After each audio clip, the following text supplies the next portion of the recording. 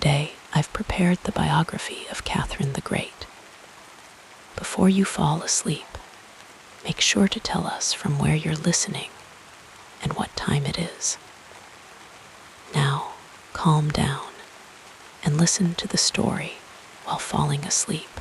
I'm wishing you a cozy and comfortable night. As you settle deeper into your pillow, allow your breathing to slow down. Tonight, we'll drift through the fascinating life of Catherine the Great, the remarkable woman who ruled Russia for more than 3 decades. Her story will carry you gently into your dreams, like a soft breeze on a summer evening.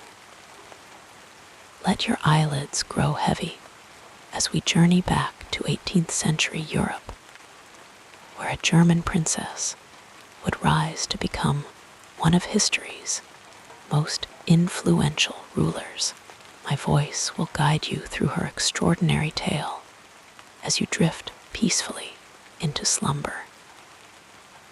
In the gentle stillness of a winter evening in 1729, as snowflakes drifted silently past frosted windows in the Baltic port city of Stettin, a baby girl was born who would one day be known to history as Catherine the Great.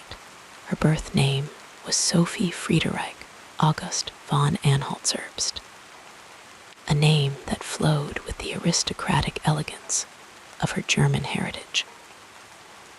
The soft candlelight of her childhood home cast warm shadows across the walls as this little one, destined for greatness, took her first breaths in a world far removed from the Russian Empire she would one day rule. The Prussia of Sophie's childhood was a place of gentle contradictions. The landscapes surrounding Stettin, now modern-day Szczecin in Poland, were painted with rolling meadows that swayed like ocean waves in summer breezes, and forests where ancient trees stood sentinel, their branches reaching skyward like patient arms. In winter, these same vistas transformed into hushed wonderlands of white, where time itself seemed to slow its steady march forward. Sophie's father, Christian August von Anhalt-Zerbst, was a Prussian general who moved through life with the measured discipline of a military man.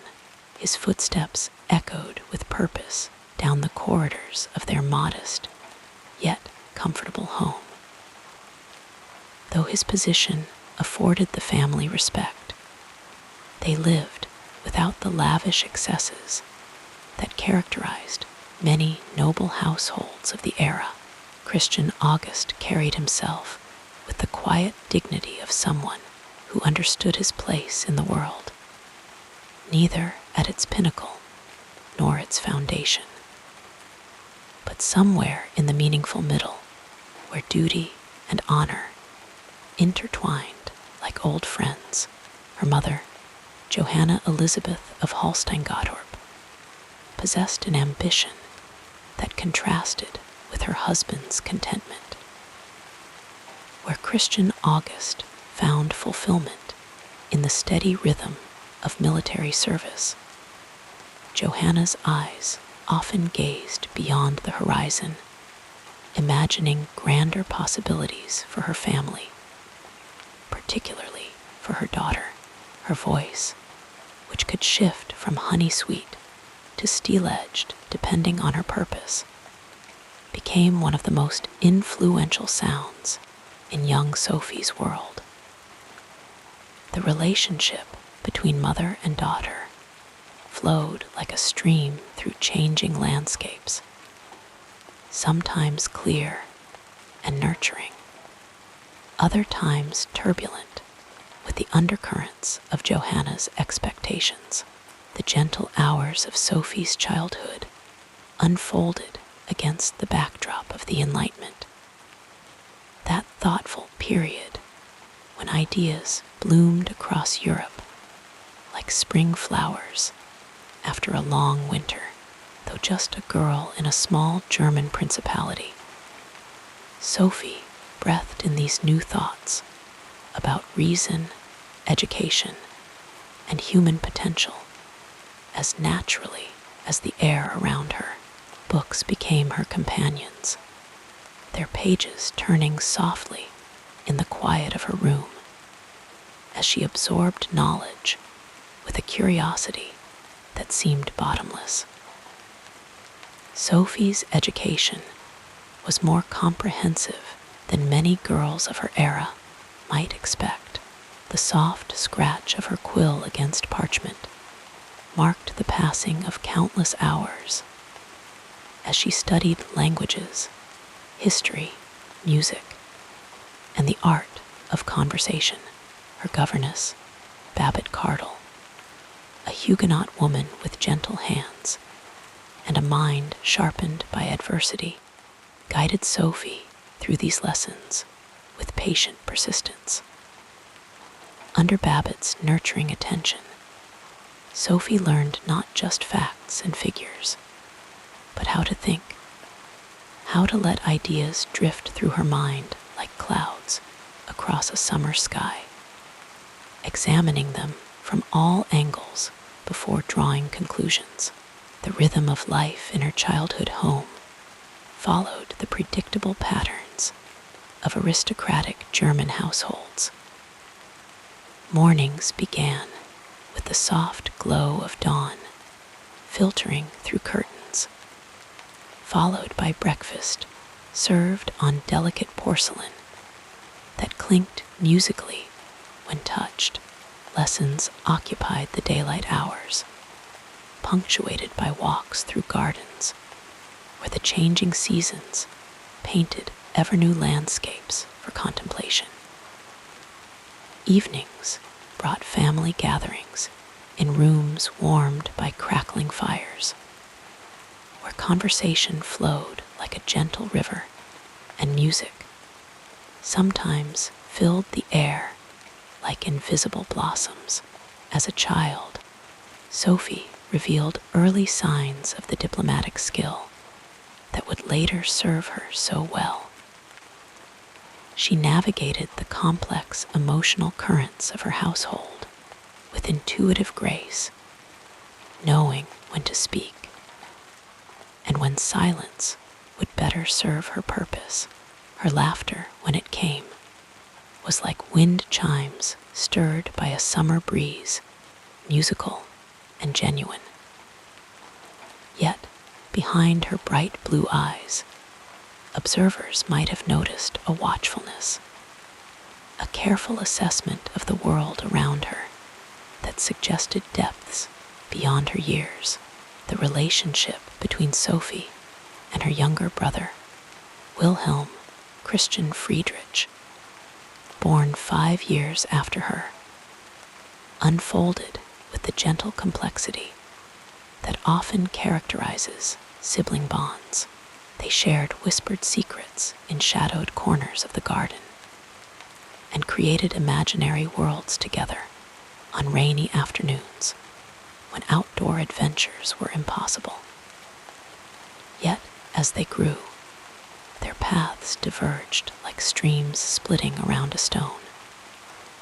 Wilhelm toward the military career expected of a nobleman's son, Sophie toward a destiny that no one, perhaps not even she, could fully envision in those early years.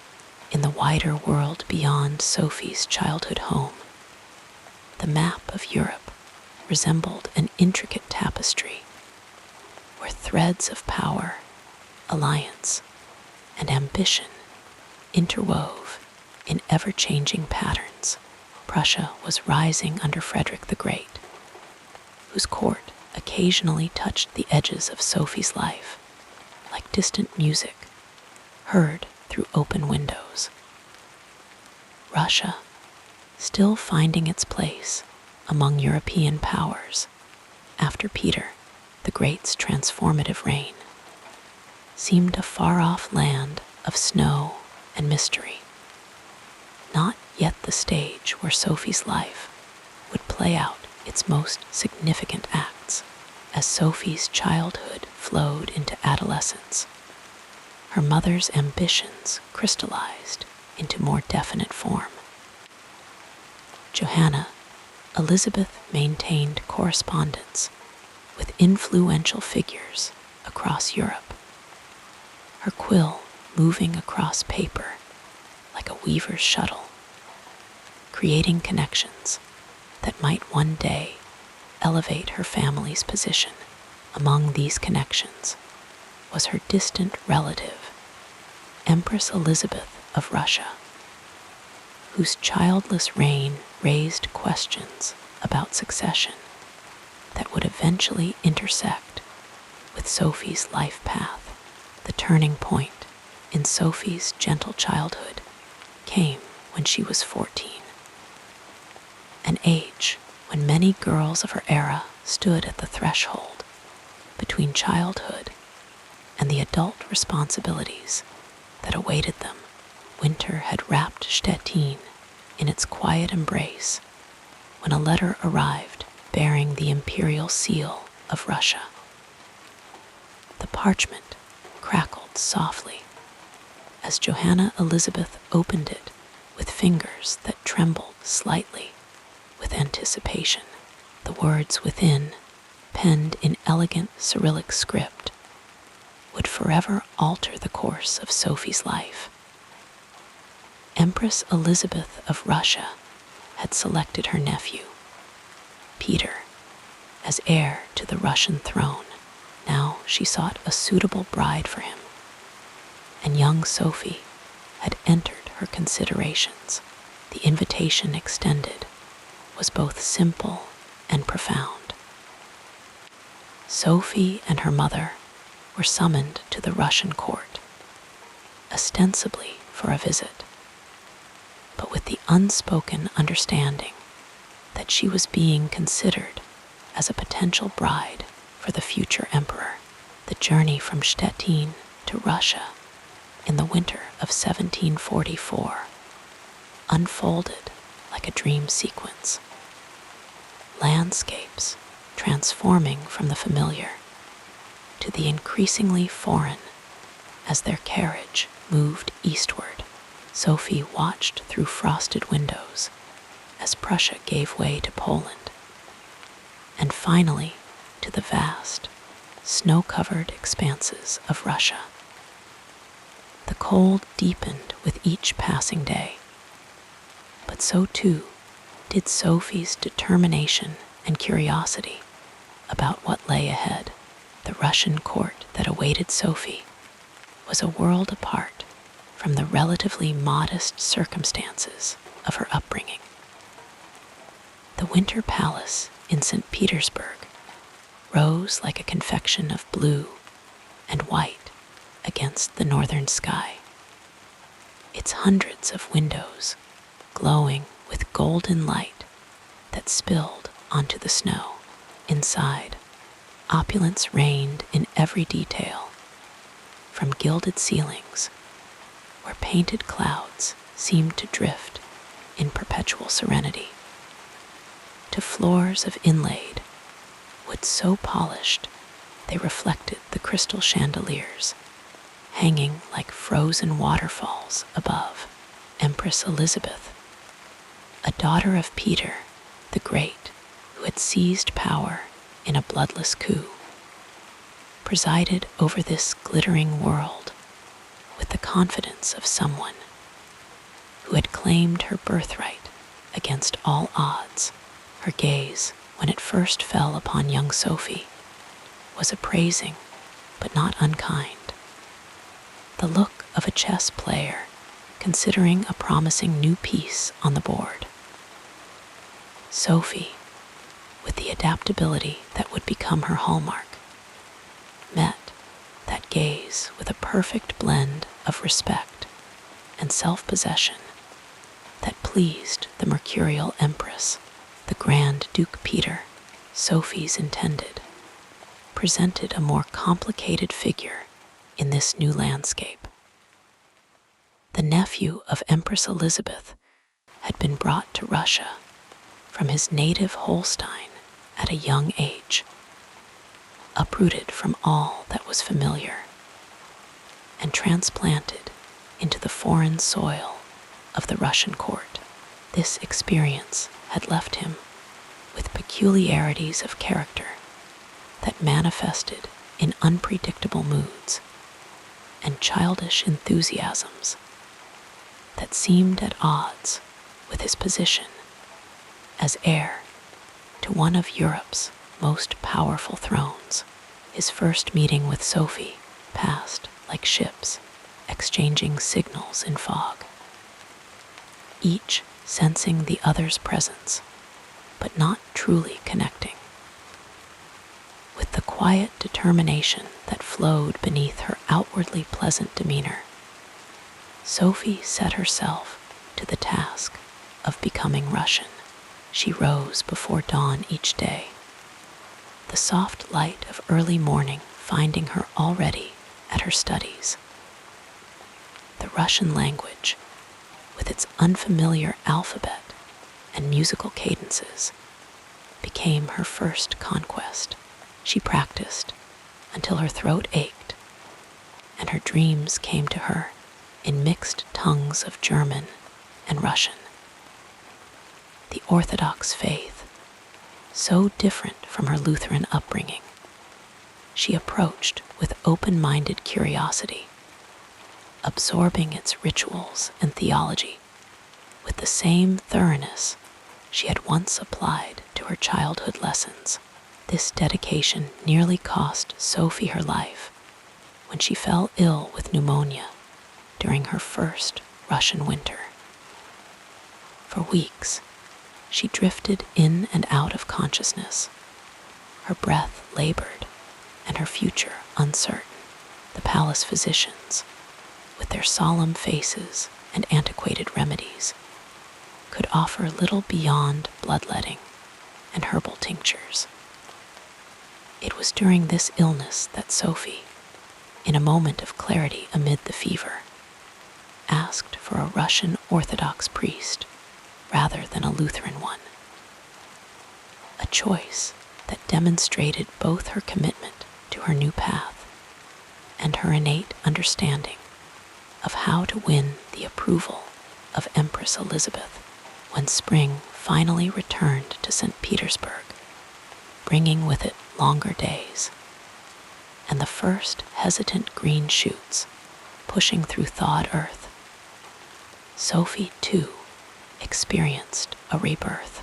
Her recovery coincided with her official conversion to Orthodoxy, a ceremony wherein she received a new name to match her new faith.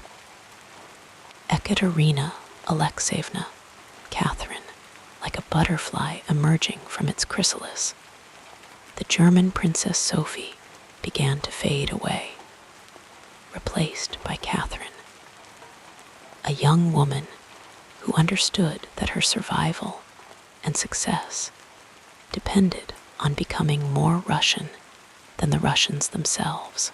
The wedding between Catherine and Peter took place on August 21, 1745, a day when summer warmth still embraced St. Petersburg.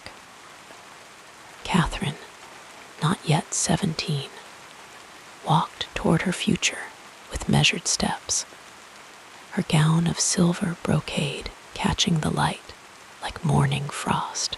The cathedral of Kazan was filled with the sweet heaviness of incense and the melodic chanting of Orthodox priests as two young people, both far from their birthplaces, were bound together in a union that would shape history. The early years of Catherine's marriage unfolded with the slow, sometimes painful revelation that this was to be a union in name more than in substance. Peter's childish preoccupations and emotional distance created a solitude around Catherine that might have broken a less resilient spirit.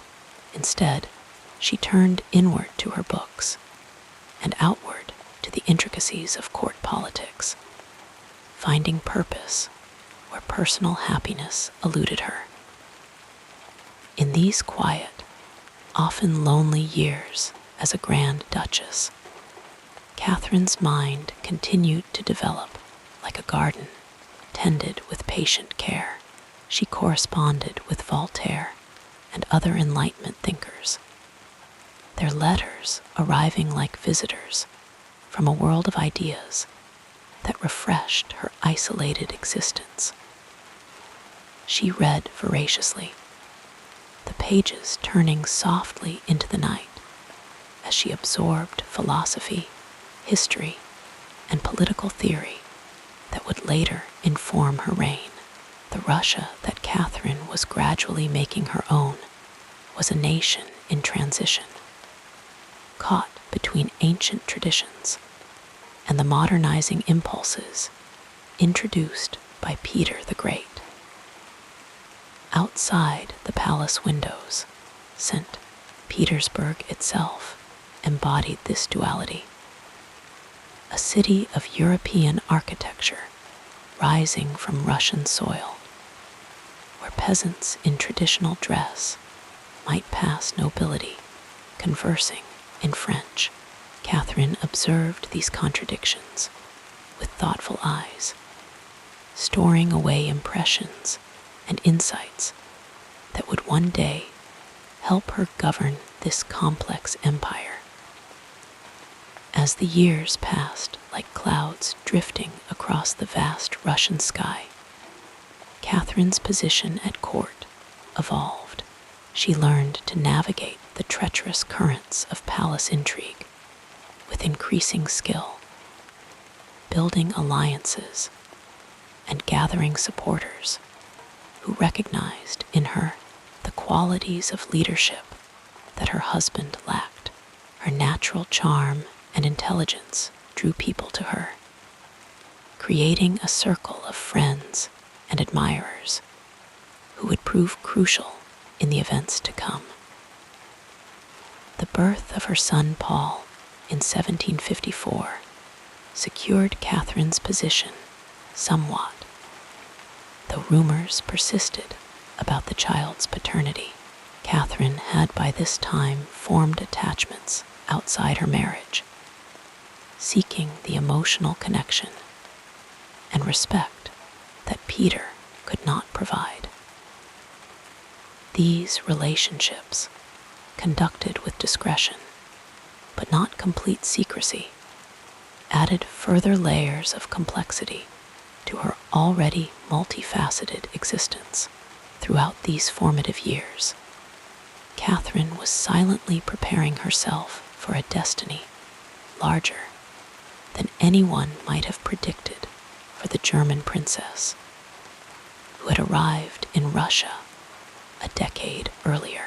She studied the Russian people, their needs and aspirations.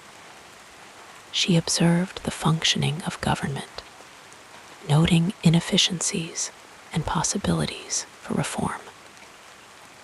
Like a river that appears calm on the surface, while currents move purposefully beneath, Catherine's mind was constantly active, constantly learning. The death of Empress Elizabeth on Christmas Day 1761 brought Peter III to the throne, and Catherine to the precarious position of being wife to an increasingly unstable emperor. Peter's brief reign, marked by policies that alienated the church, the military, and the nobility, created the conditions for Catherine's most daring act, the coup d'etat that would transform her from Grand Duchess to Empress in her own right. And so the girl born Sophie in a modest German household completed her metamorphosis into Catherine, Empress of all Russia. Through a combination of intelligence, perseverance, and the ability to adapt to circumstances while never losing sight of her own capabilities. The childhood that had begun in the gentle landscapes of Prussia had prepared her, in ways no one could have foreseen, for the monumental task of ruling the world's largest empire and earning the epithet by which history would remember her, Catherine the Great. Let us drift further into the story as we explore the next part of this fascinating journey.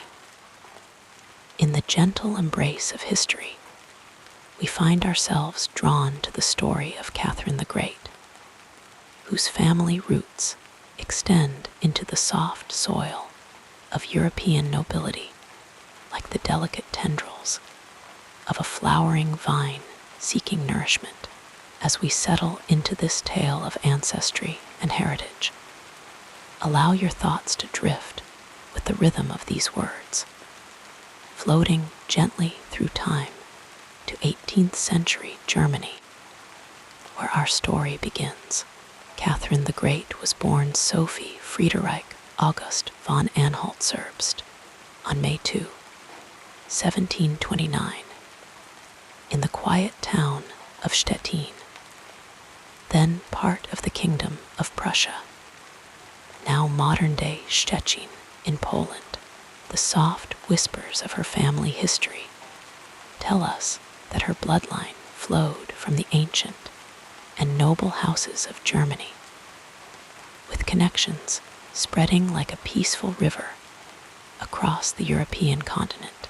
Her father, Christian August, Prince of Anhalt-Zerbst, came from the Ascanian dynasty, one of the oldest princely families in Europe, whose lineage could be traced back to the misty medieval period of the 12th century. Imagine, if you will, the gentle rustle of family trees, their branches swaying in the breeze of time, leaves bearing names of counts and princes, duchesses and knights. Christian August himself was a man of military bearing but gentle disposition, serving as a Prussian general and governor of the city where young Sophie spent her early years. Sophie's mother, Johanna Elizabeth of Holstein-Gottorp, brought another stream of noble heritage into the family river. The Holstein-Gottorp line was connected to the royal houses of Sweden and Denmark, like stars in a constellation, points of light connected by invisible lines of relation and alliance. Johanna was a woman of ambition and social grace, her dreams for her daughter as vast as the night sky, her determination as constant as the North Star. The young Sophie grew up in the comfortable embrace of minor German nobility, surrounded by the quiet luxuries of a privileged life, the one far removed from the splendor she would later know. The family resided in a stately home where the soft ticking of ornate clocks marked the passage of time, where tapestries told silent stories of ancestors and their deeds, and where polished wooden floors creaked gently beneath the feet of servants and nobles alike. Family traditions in the von Anhalt-Zerbst household followed the rhythms of German aristocratic life. Imagine the warm glow of candles during the winter festivals. The family gathered around tables laden with traditional German dishes, perhaps tender roasted meats, dumplings floating in savory broths, and sweet pastries dusted with sugar like the first snowfall of winter. These meals would be accompanied by the soft murmur of conversation, the occasional gentle laugh, the clink of fine porcelain and silver. Education was valued highly in this family, a tradition that would serve young Sophie well in her future. The house contained a library where leather-bound volumes lined shelves of dark wood, their pages containing the wisdom and stories of generations. Here, in the hushed sanctuary of books, Sophie would spend many quiet hours, her mind traveling far beyond the confines of her physical surroundings, like a bird soaring on currents of air, seeing landscapes unknown to those who remain earthbound. The religious traditions of the family were Lutheran, following the Protestant Reformation that had transformed the spiritual landscape of northern Germany. Sunday mornings would find the family dressed in their finest attire, making their way to church, where the solemn notes of organ music filled the vaulted space, where prayers rose like gentle mist, and where the words of Scripture were delivered in measured tones that invited contemplation. Sophie's early years were shaped by these traditions, by the gentle but firm expectations of her station, by the stories told by nursemaids and tutors, grandparents and visiting relatives. Each tale, each lesson, each family anecdote was like a drop of water, helping to form the person she would become, just as countless drops form a flowing stream that eventually finds its way to the vast ocean. Family lore speaks of Sophie as a bright and curious child, with eyes that seemed to take in everything around her, storing away observations and impressions like precious gems in a velvet-lined box. She was said to have a particular talent for languages, her young mind absorbing words and phrases, grammar and syntax, with the effortless grace of a sponge drawing in water. This gift would serve her well in the international world of European nobility, where alliances and marriages crossed borders, and where diplomacy was conducted in a blend of tongues. There is a story passed down through generations of young Sophie sitting at her grandfather's knee as he told tales of their ancestors, of knights who had ridden into battle for emperors long turned to dust, of ladies who had served in the courts of queens, whose names now exist only in history books, of diplomatic missions to distant lands, where exotic spices scented the air and unfamiliar stars guided travelers by night.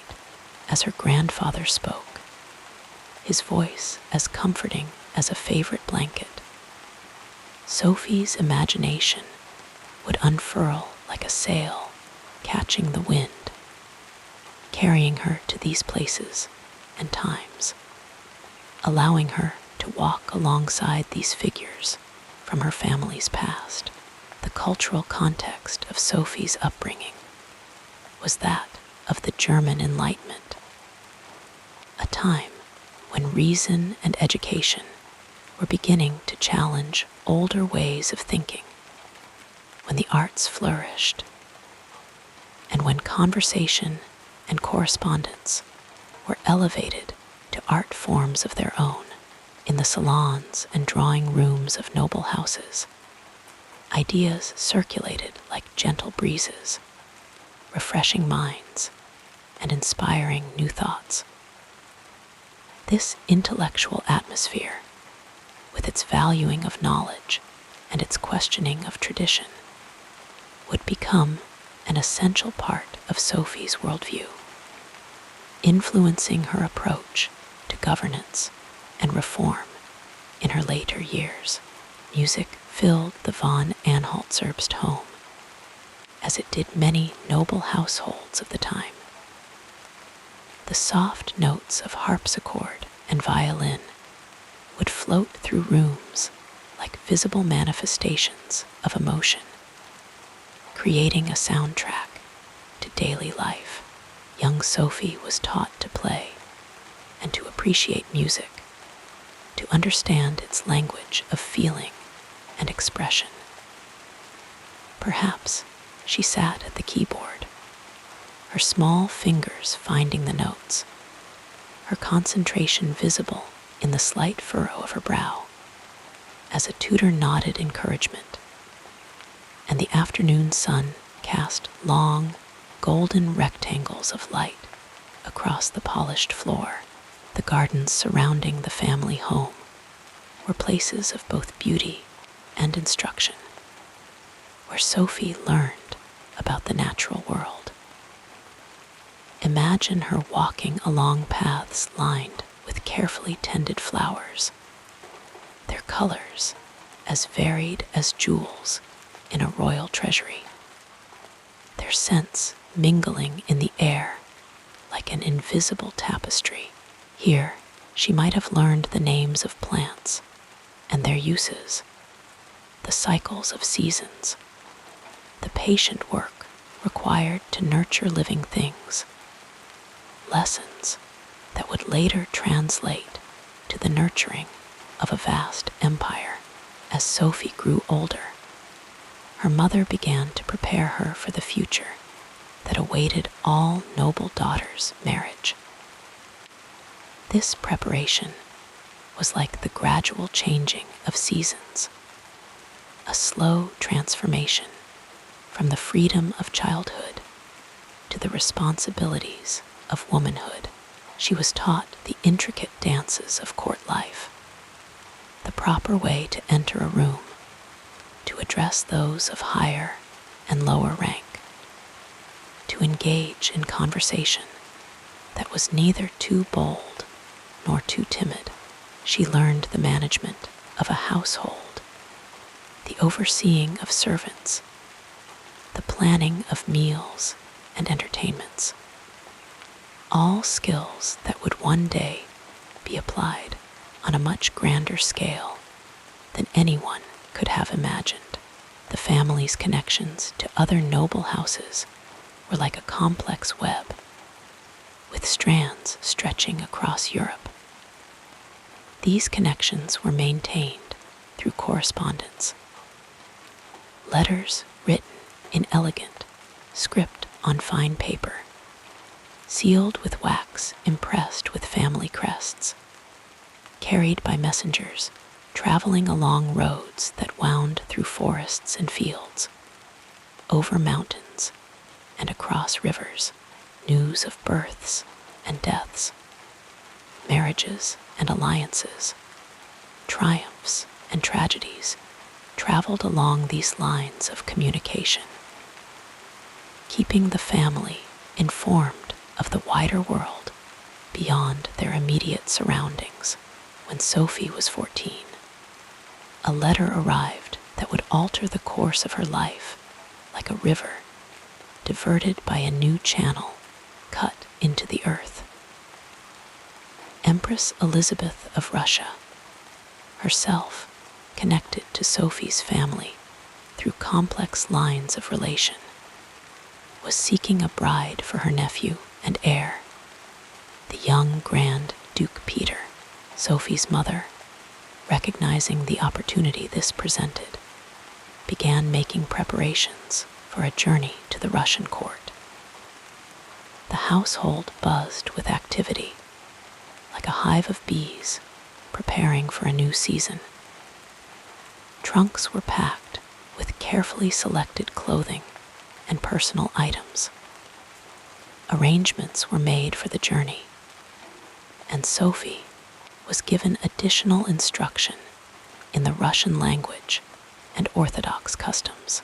The journey to Russia was long and arduous, a slow progression through changing landscapes as winter wrapped the world in its cold embrace.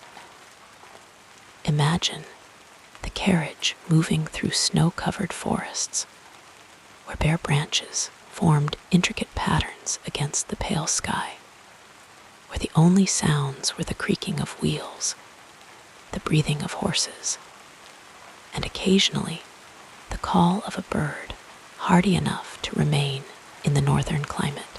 Inside the carriage, Sophie and her mother would have been wrapped in furs, perhaps with heated bricks at their feet to ward off the cold, discussing the future that awaited them at the end of their journey when they arrived at the Russian court in February 1744. It was like entering another world, a place of unimaginable opulence and strict protocol, where the smallest gesture could carry significant meaning, and where Sophie, now expected to become Russian in all ways, would need to apply all she had learned and adapt to much that was new and unfamiliar. Sophie embraced this challenge with the adaptability that would become her hallmark. She applied herself to learning the Russian language with diligence, studying Orthodox Christianity with genuine interest, and observing the customs and expectations of her new environment with keen attention.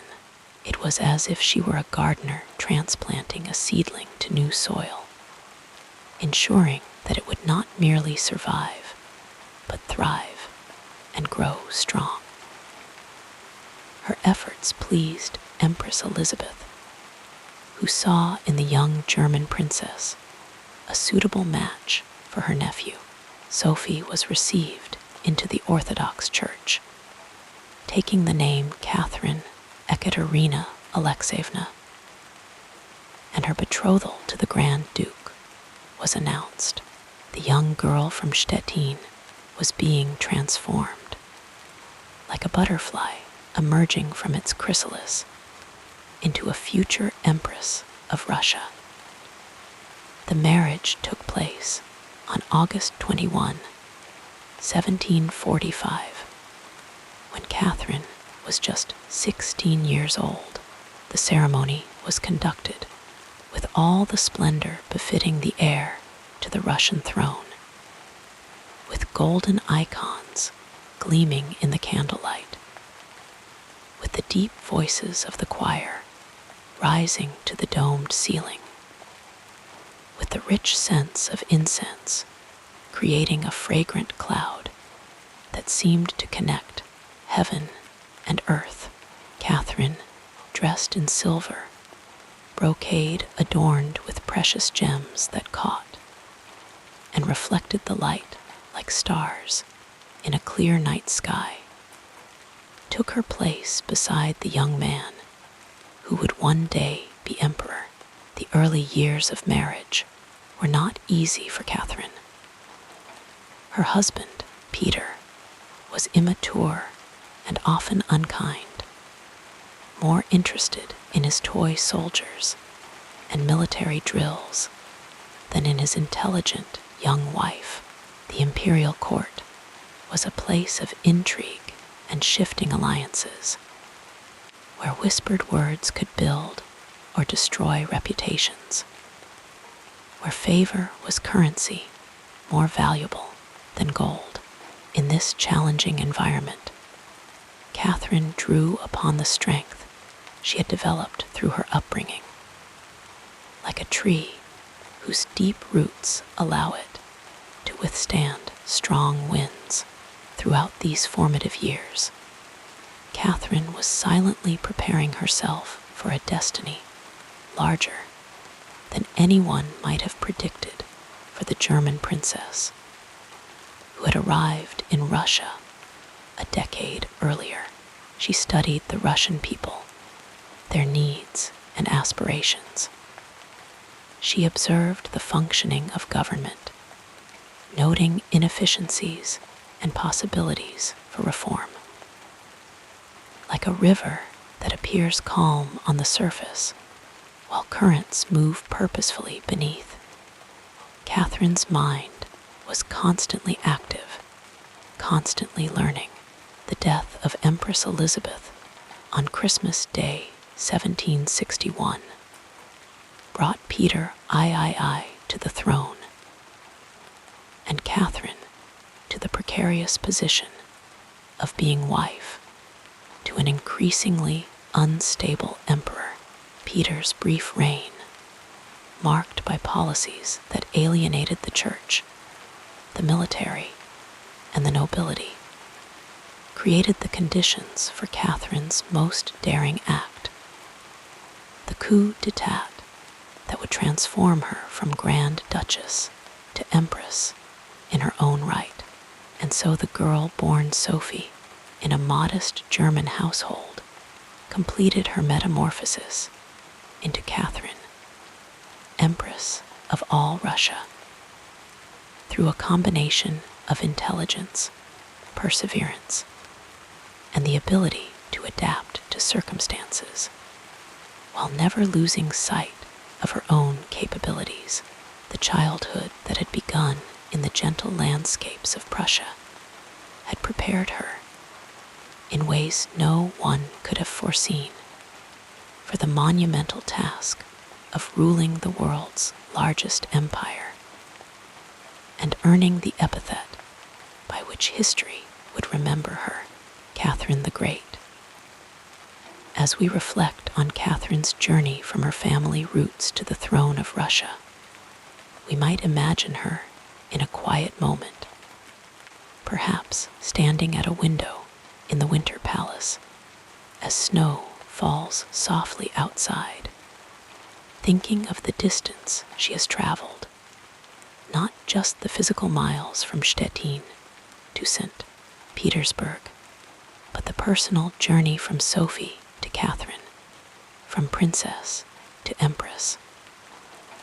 In that moment of reflection, perhaps she remembered the stories her grandfather told, the lessons her parents instilled, the traditions that shaped her early years, all the streams that flowed together to form the river of her remarkable life. The peaceful narrative of this life continues as we turn our attention to what happened next.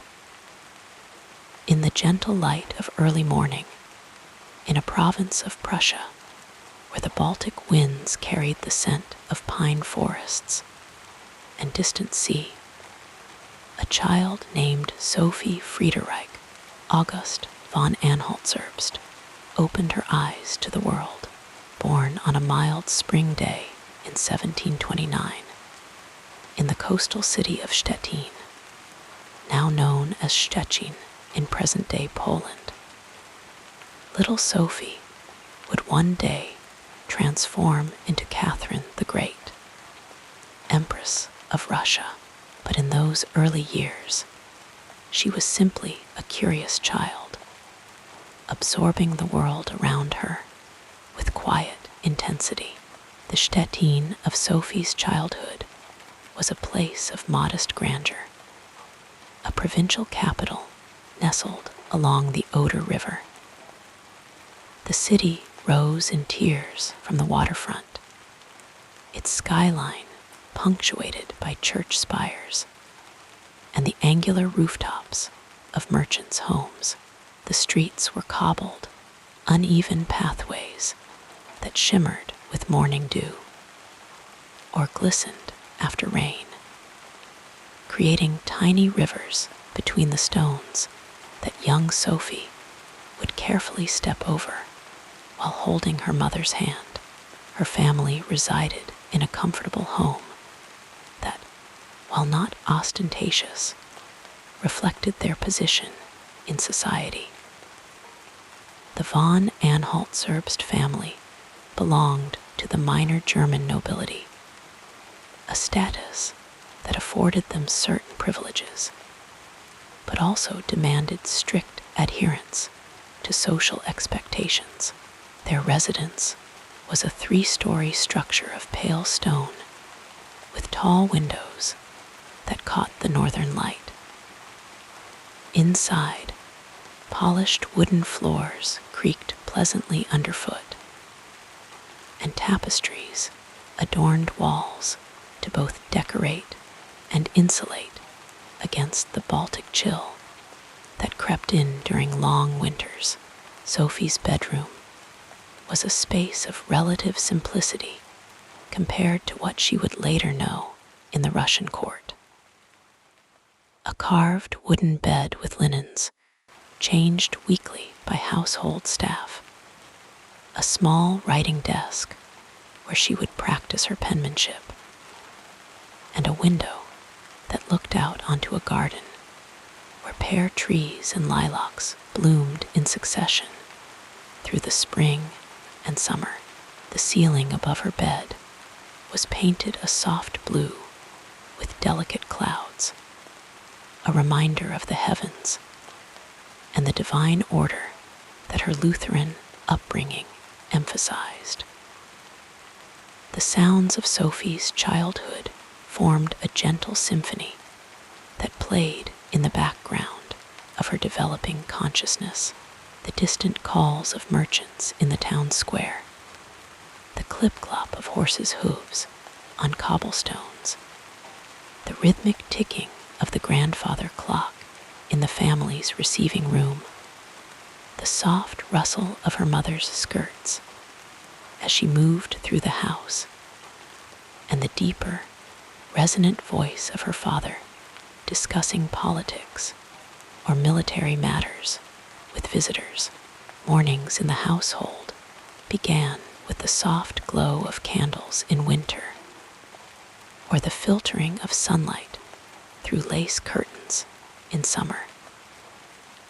The aroma of freshly baked bread would waft up from the kitchen, mingling with the scent of beeswax polish used on the furniture. Sophie would be awakened by her governess, a kind but firm woman who ensured the young girl adhered to the schedule befitting someone of her station.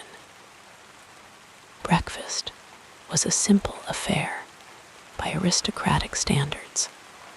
Fresh bread with butter and honey, perhaps some preserved fruits, and warm milk or weak tea for the children.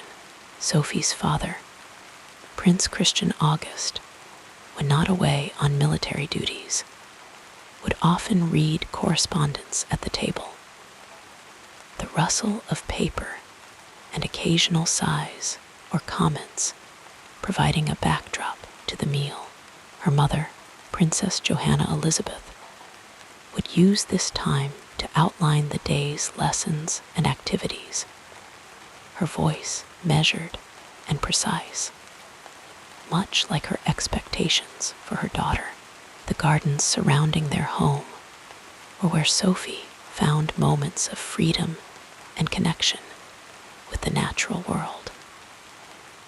The grounds were not extensive, but they contained a carefully planned arrangement of flowering shrubs, herb gardens for the kitchen, and several fruit trees. A small pond reflected the changing skies and seasons, its surface sometimes rippled by a gentle breeze, other times frozen into a smooth expanse that captured the low winter sun in glittering fragments. In spring, Sophie would watch as gardeners prepared beds for planting, the earthy smell of freshly turned soil mingling with the sweet fragrance of early blooms. Summer brought the buzzing of bees among lavender and roses, while autumn painted the garden in russets and golds, the air crisp with the scent of fallen leaves and ripening apples. Winter transformed the landscape into a hushed wonderland, snow muffling sounds, and simplifying the world into contrasts of white against dark tree trunks beyond the immediate confines of home. Sophie's world extended to the broader environment of Stettin. The city was a place of commerce and military significance, its port connecting Prussia to trade routes across the Baltic on occasions when she accompanied her parents into town. Sophie would observe the bustling activity with fascination. Sailors unloading cargoes from distant lands, merchants haggling over prices, craftsmen displaying their wares, and the mix of languages and dialects that created a tapestry of sound. Unlike the measured tones of her household, the architecture of Stettin told stories of its history and the influences that had shaped it. Gothic churches with soaring spires stood alongside more restrained Protestant places of worship. The ducal castle, with its imposing presence, reminded citizens of the authority that governed their lives.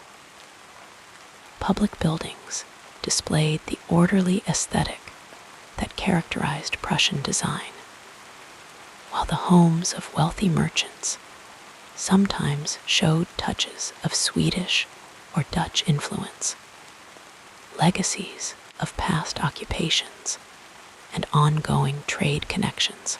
Sophie's education took place primarily within the home, as was customary for girls of her social standing.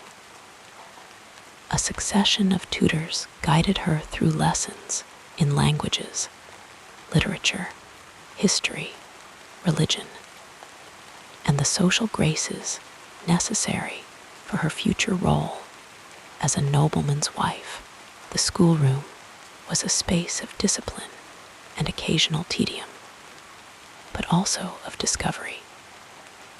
Maps on the walls showed lands far beyond Pomerania. Books on shelves contained knowledge and stories that transported her beyond the confines of her immediate experience. And conversations with her more worldly tutors planted seeds of curiosity about the broader world. The rhythm of days was punctuated by religious observances, the Lutheran faith providing both structure and moral framework. Sundays meant church attendance, the family proceeding to services dressed in their finest clothes, acknowledging greetings from acquaintances along the way.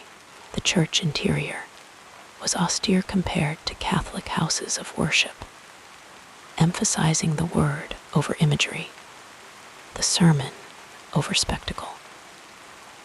The pastor's voice would rise and fall in measured cadences as sunlight filtered through plain glass windows, dust motes dancing in the beams as Sophie tried to maintain the appearance of attention, while her mind sometimes wandered to more immediate concerns.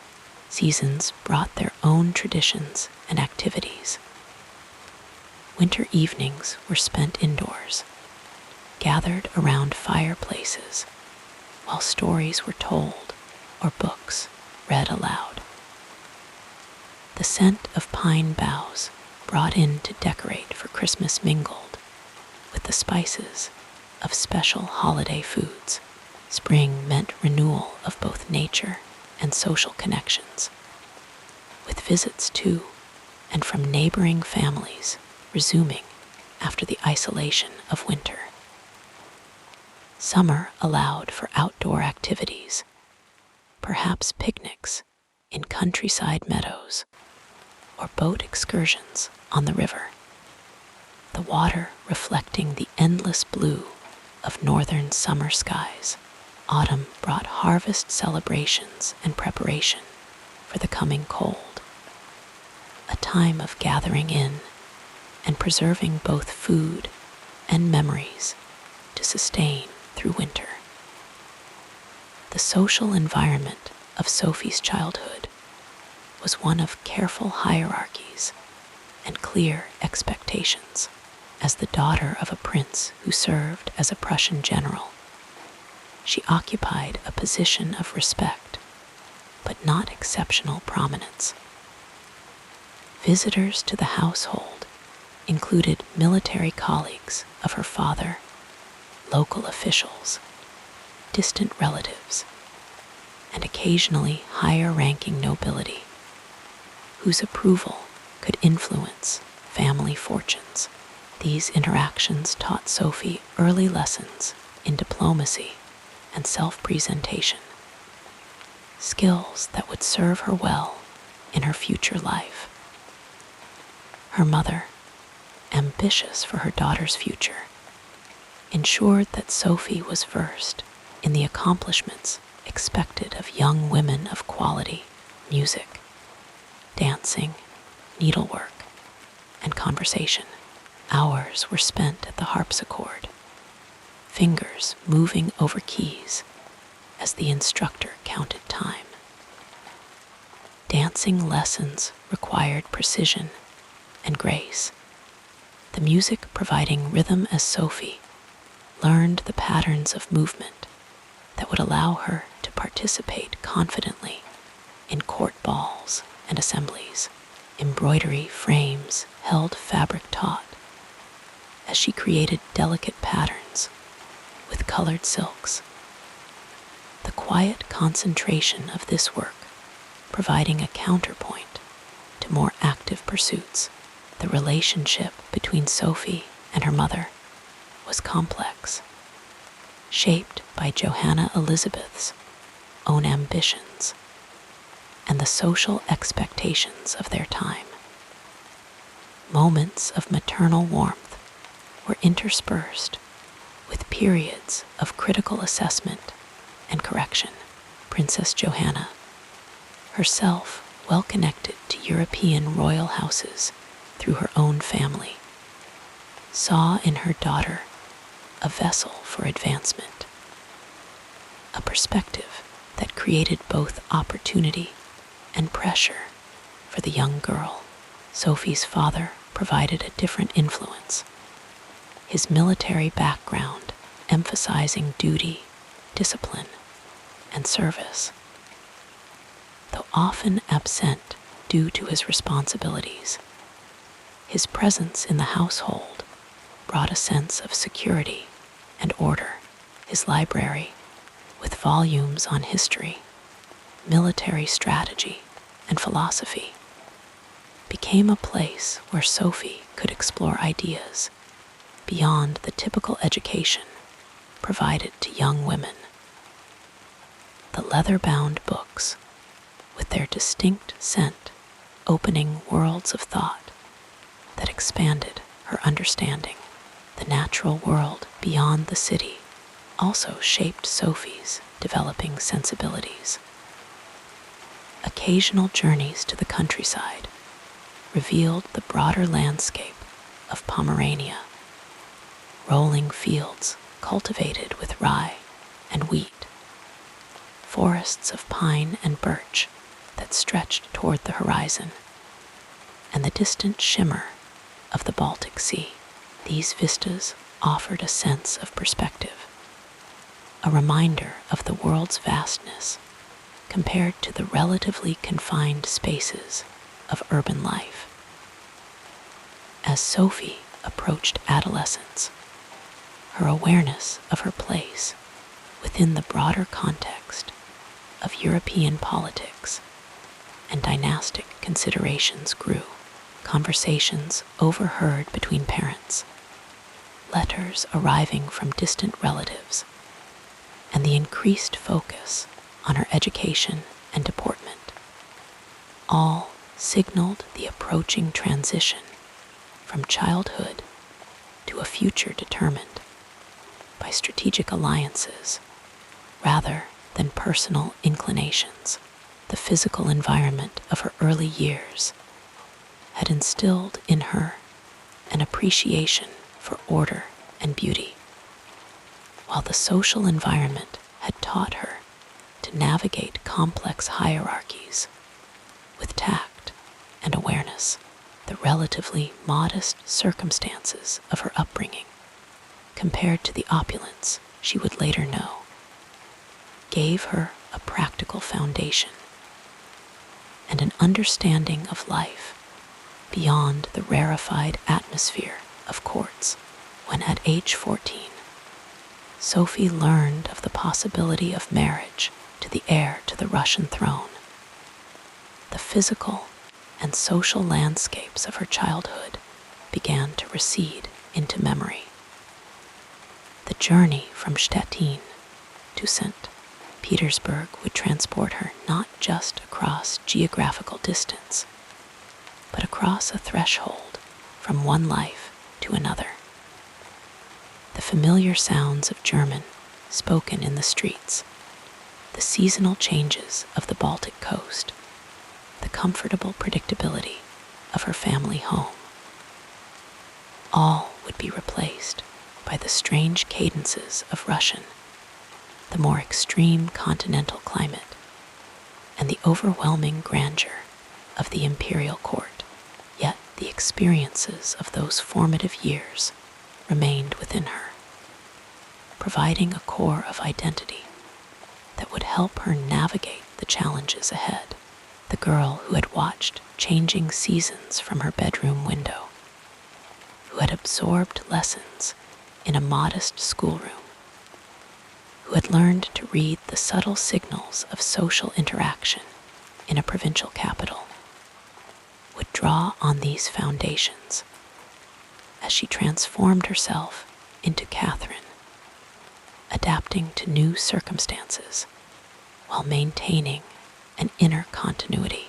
The physical spaces of childhood, rooms where lessons were learned, gardens where moments of freedom were enjoyed, churches where values were instilled, became internalized landscapes that continued to influence her perceptions and decisions.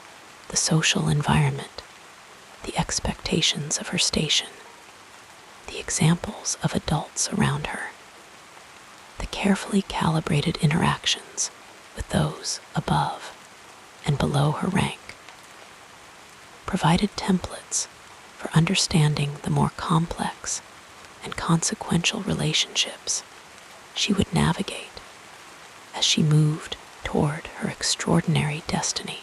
As sleep gently approaches, we might imagine young Sophie on the eve of her departure for Russia, taking a final walk through the gardens of her childhood home. The familiar pathways and plants soon to be left behind. The air carries the scent of early summer flowers. A breeze rustles leaves overhead, and distant church bells mark the hour.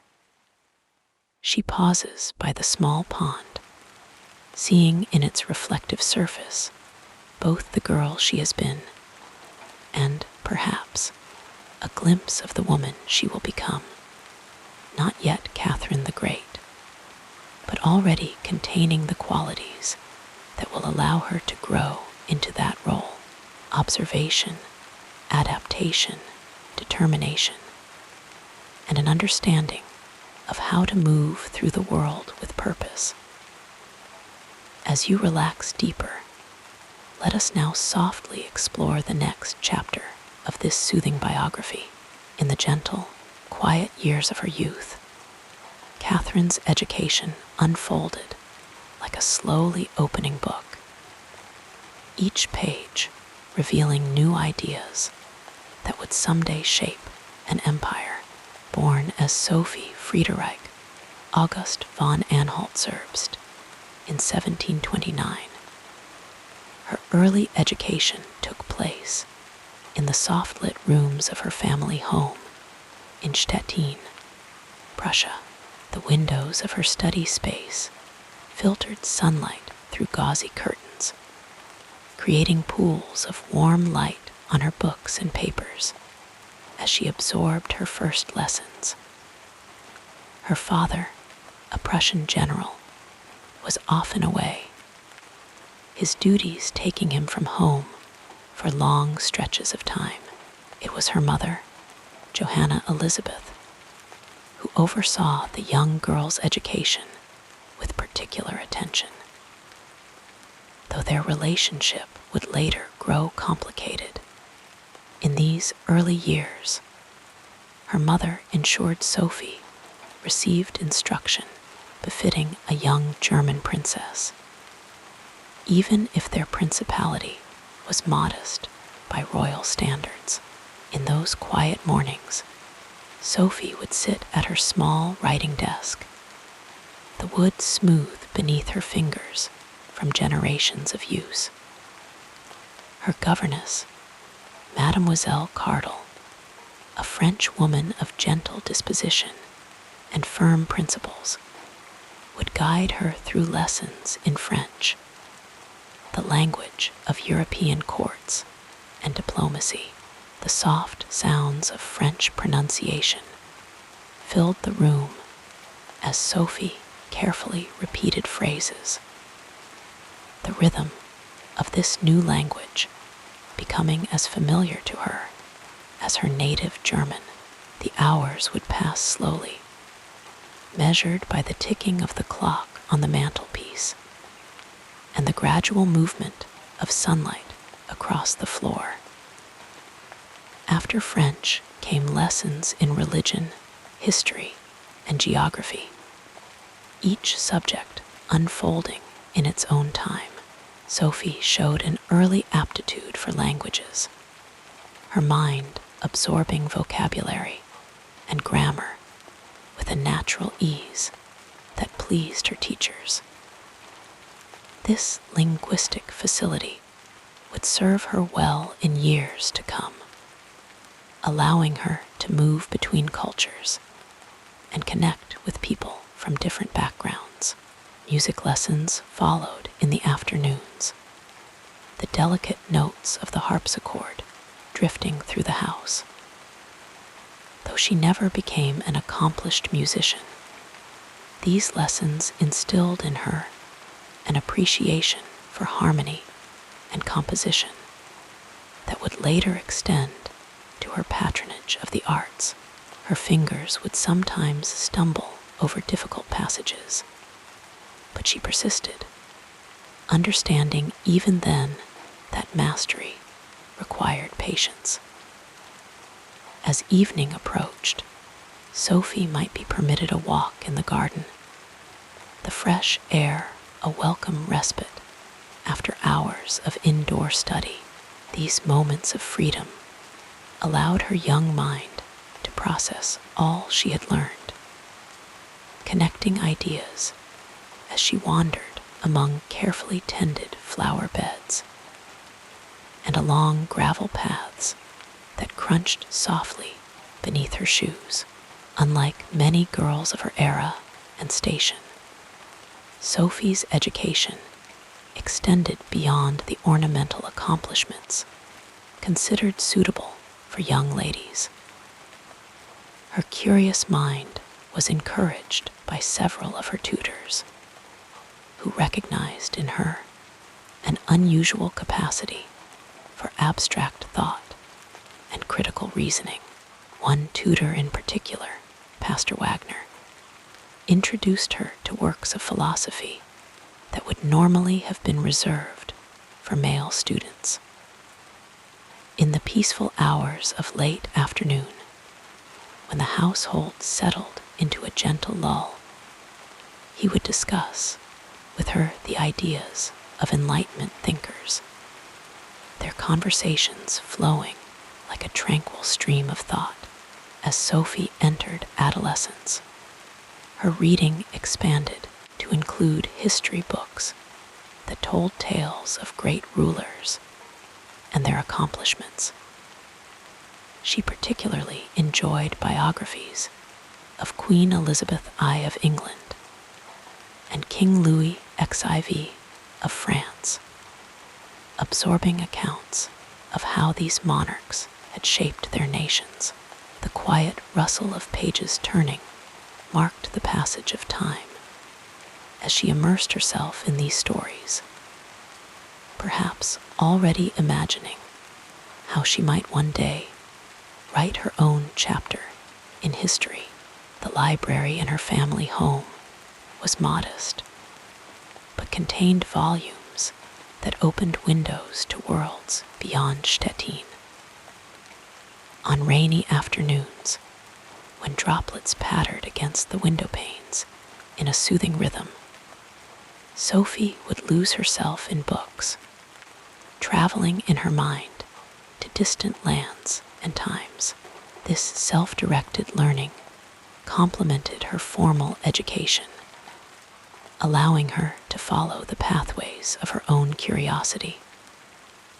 Her intellectual development was further enhanced by occasional visits to the court of Frederick, the Great of Prussia. Though still a young girl, Sophie observed carefully how this enlightened monarch surrounded himself with artists, philosophers, and scientists. The conversations she overheard in these elegant settings, though perhaps not fully understood at the time, planted seeds of ideas about how a ruler might foster cultural and intellectual growth within a nation. In the warm, drowsy evenings of summer, Sophie would sometimes sit with her father when he was home, listening as he recounted military campaigns and political developments. Though he may not have realized it, these casual conversations provided her with insights into strategy and governance that would prove valuable in her future role. The golden light of candles would illuminate their faces as he spoke, his voice growing softer as the hour grew late, the lessons gently settling into her receptive mind. Sophie's formal religious education was conducted by Lutheran pastors, who guided her through the tenets of Protestant Christianity with patience and care. Hours spent in the family chapel, with sunlight streaming through simple stained glass, instilled in her a foundation of faith. Yet even in these early years, she displayed an openness to different religious perspectives that would later enable her to navigate the orthodox traditions of her adopted homeland with respect and adaptability. As she approached her 14th year, the pace of Sophie's education intensified, for it was becoming clear that her future might hold greater prospects than initially anticipated. Rumors began to circulate that she was being considered as a potential bride for the heir to the Russian throne. This possibility brought new tutors and new subjects to master.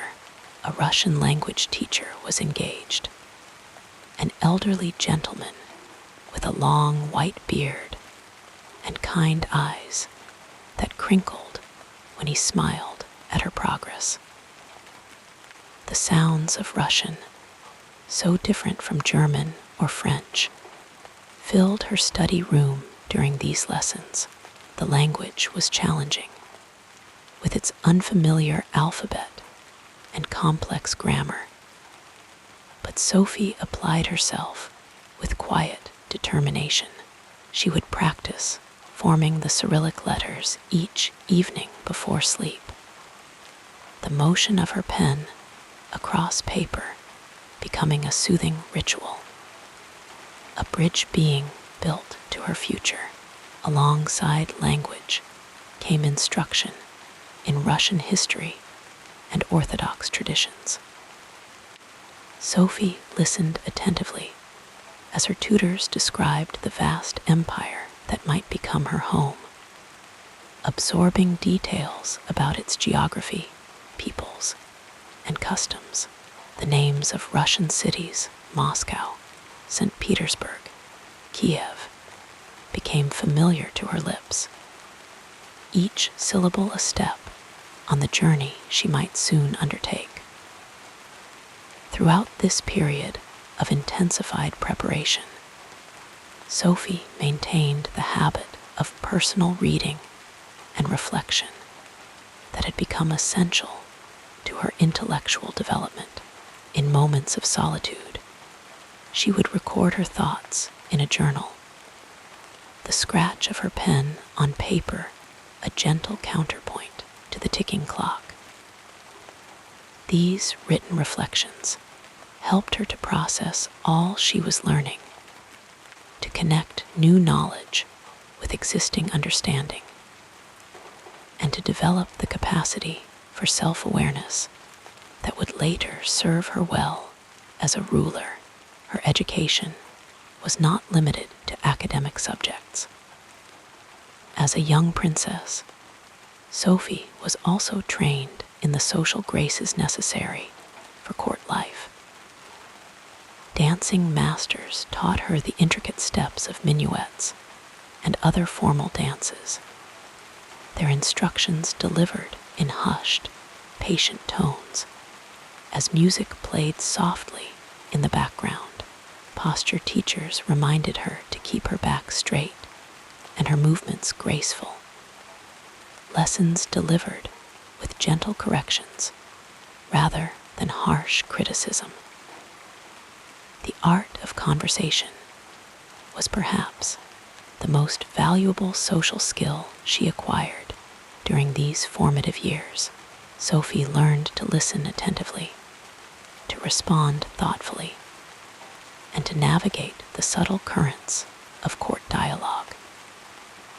She observed how different approaches could charm, persuade, or soothe, filing away these observations for future use.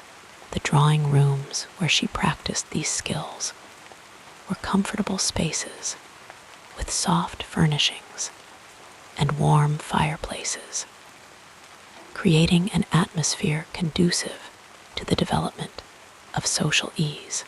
As the possibility of a Russian marriage grew more concrete, Sophie's mother became increasingly focused on preparing her daughter for this potential destiny. Their relationship, once warm and supportive, began to shift as the stakes of Sophie's future elevated. The pressure to excel, to be perfect, to secure this advantageous match, introduced a new tension to her educational environment. Yet, even this challenge contributed to her development, teaching her to maintain composure under scrutiny and to perform her duties regardless of personal discomfort. Lessons that would prove invaluable in the Russian court in the final months before her departure for Russia. Sophie's education took on a new urgency. Additional tutors were engaged, lessons extended into the evening hours, and expectations heightened.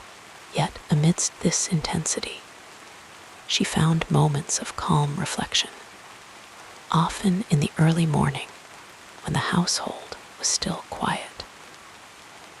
She would sit by her window, watching as dawn light gradually illuminated the familiar landscape of her childhood, knowing that soon she would wake to very different views.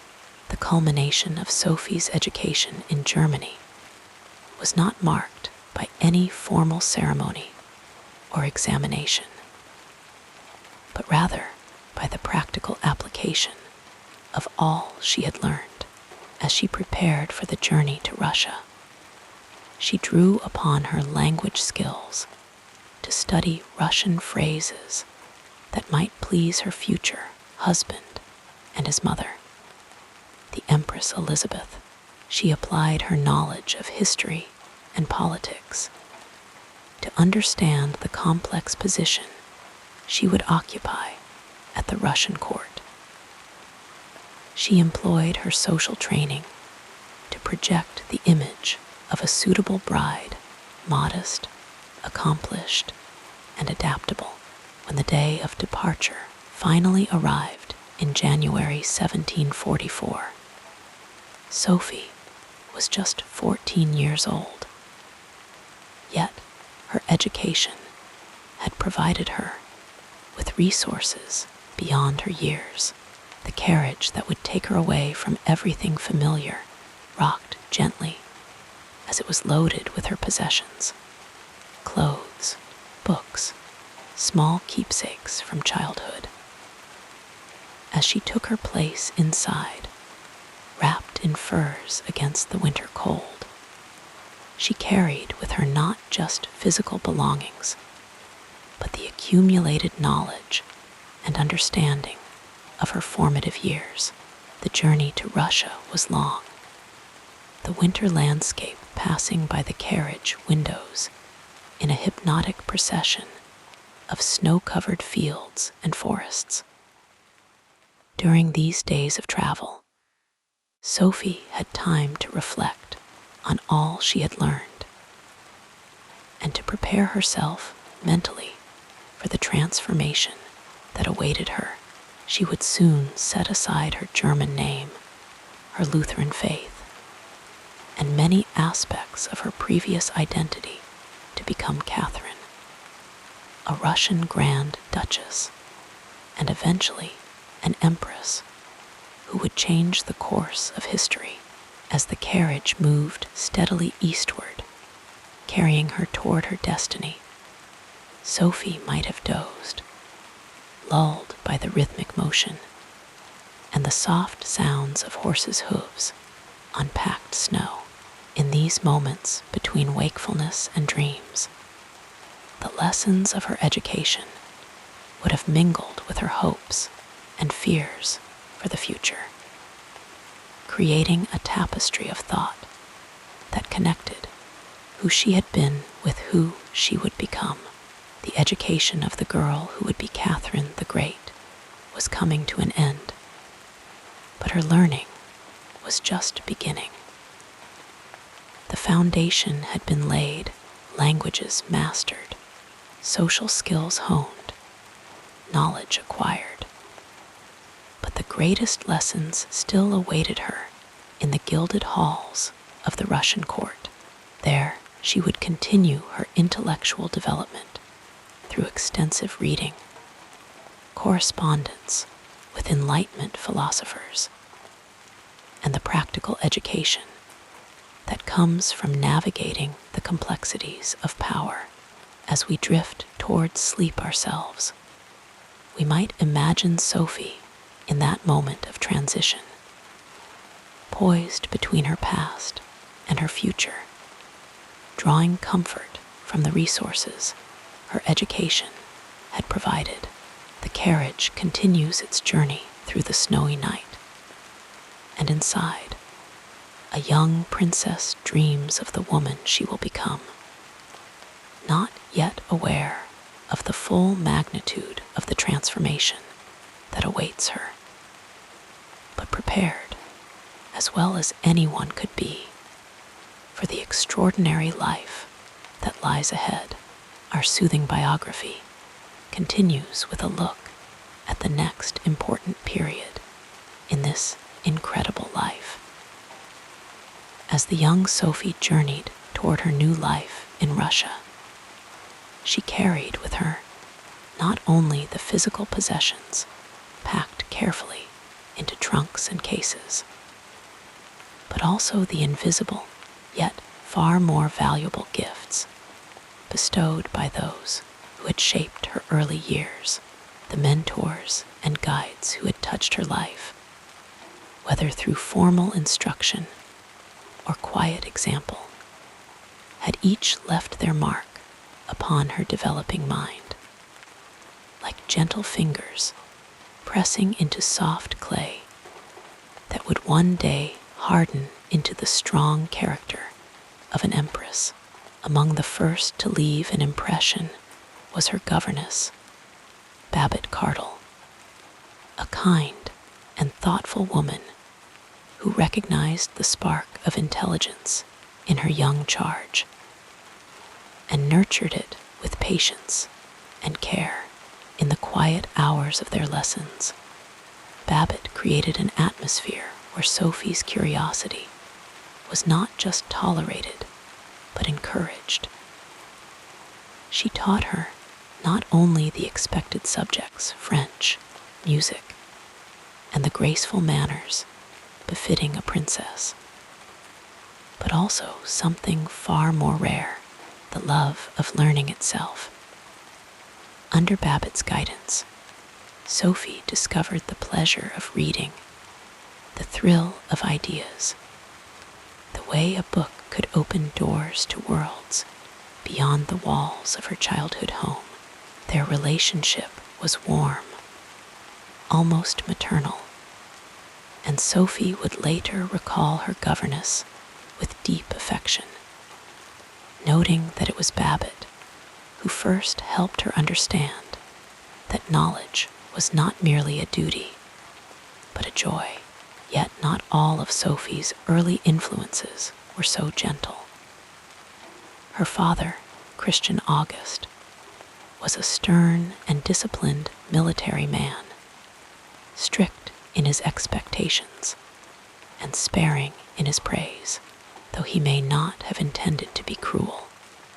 His distant manner left Sophie with a lingering sense of needing to prove herself, to earn approval that was often withheld. His lessons, though harsh at times, instilled in her a resilience that would serve her well in the turbulent years ahead. She learned the value of endurance, of keeping one's emotions in check, of presenting a composed face to the world, even when uncertainty churned beneath the surface. These were lessons not of the classroom, but of survival, and they would become essential tools in the high-stakes world she was entering. By contrast, her mother, Johanna Elizabeth, was a woman of ambition, though not always of wisdom. Eager to advance her own position, she saw in Sophie a means to elevate the family's fortunes, and from an early age, she impressed upon her daughter the importance of making advantageous connections. Johanna's influence was less about nurturing Sophie's intellect than about shaping her into a political asset, a lesson in the realities of power and the need to navigate the expectations of others. Though their relationship was not always warm, Sophie absorbed the message that survival in royal circles required more than intelligence. It demanded strategy, adaptability, and sometimes a willingness to play the game. When Sophie arrived in Russia, she found herself in an entirely new constellation of mentors and advisors, each with their own lessons to impart. Empress Elizabeth, the woman who would become her mother-in-law, was a towering figure of both fascination and intimidation, capricious, extravagant, and fiercely protective of her own power. Elizabeth was a living lesson in the complexities of ruling, how a monarch could be both adored and feared, how charm and ruthlessness could coexist in the same person, though their relationship was often strained. Sophie studied Elizabeth carefully, noting the way she wielded both softness and steel, the way she balanced public image with private calculation. From her, Sophie learned that power was not just about authority, but about perception, about the stories people told themselves about their rulers. Another key figure in her Russian education was the scholar and diplomat Ivan Shuvalov, a man of refined intellect who introduced her to the ideas of the Enlightenment. Through him, she discovered the works of Voltaire, Montesquieu, and Diderot, thinkers who would shape her vision of governance and society. Their correspondence was more than an exchange of letters. It was an intellectual lifeline, a way for Sophie to engage with ideas that were radical, thrilling, and sometimes dangerous. Shuvalov became a guide not just to philosophy, but to the art of balancing idealism with pragmatism, of holding progressive views while navigating a deeply conservative court. Perhaps the most profound of all her influences, however, was not a person, but a practice, her own habit of relentless self-education. Long before she became Catherine the Great, she was a young woman who filled her days with reading, who sought out tutors even when none were required, who turned every challenge into an opportunity to learn. In the quiet hours of the morning or the stillness of late-night study, she absorbed history, law, politics, and languages, building the knowledge that would one day allow her to rule with confidence. Her intellectual curiosity was not just a trait, but a discipline, a way of engaging with the world that sustained her through years of uncertainty. And then there were the unexpected teachers, the rivals, the adversaries, even the enemies who, by their opposition, taught her as much as her allies ever did. The courtiers who whispered against her, the conspirators who sought to undermine her, the foreign diplomats who tested her, all became part of her education, showing her the limits of trust, the necessity of caution, the delicate balance between openness and self-protection. As the years passed and Sophie transformed into Catherine, the lessons of these mentors and experiences wove together into the fabric of her reign. The kindness of Babbitt, the discipline of her father, the ambition of her mother, the political cunning of Elizabeth, the intellectual fire of Shuvalov, all merged within her, shaping a ruler who could be both enlightened and shrewd, visionary and pragmatic.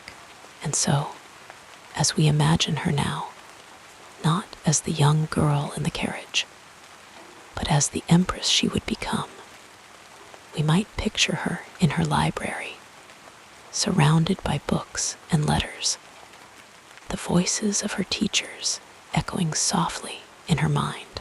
Their wisdom had become hers, their lessons now her own to apply, their influences no longer separate from her, but part of the very essence of who she was. The snow outside the palace windows would fall silently, the fire in the hearth would burn low, and Catherine, with the weight of an empire on her shoulders, would still sometimes feel the presence of those who had shaped her, their guidance a quiet comfort in the stillness of the night. And as sleep finally comes to us as well, we might think of how every life is shaped by such unseen hands, how we, too, carry the voices of those who taught us, in ways large and small, into the quiet moments before dreams take hold. Let your mind float with these gentle recollections as we move forward in our story.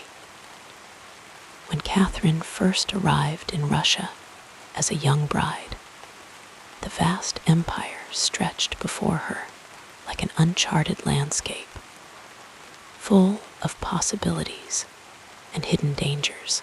She had come as Sophie of Anhalt-Zerbst, a minor German princess, but now she was Grand Duchess Catherine, wife of the heir to the Russian throne. The transition was not an easy one. The court of Empress Elizabeth was a labyrinth of intrigue, where every smile could conceal a dagger, and every whispered conversation might hold the seeds of fortune or ruin. Catherine, though still young, understood that her survival depended on her ability to navigate this world with both grace and caution. Her early years in Russia were marked by quiet observation.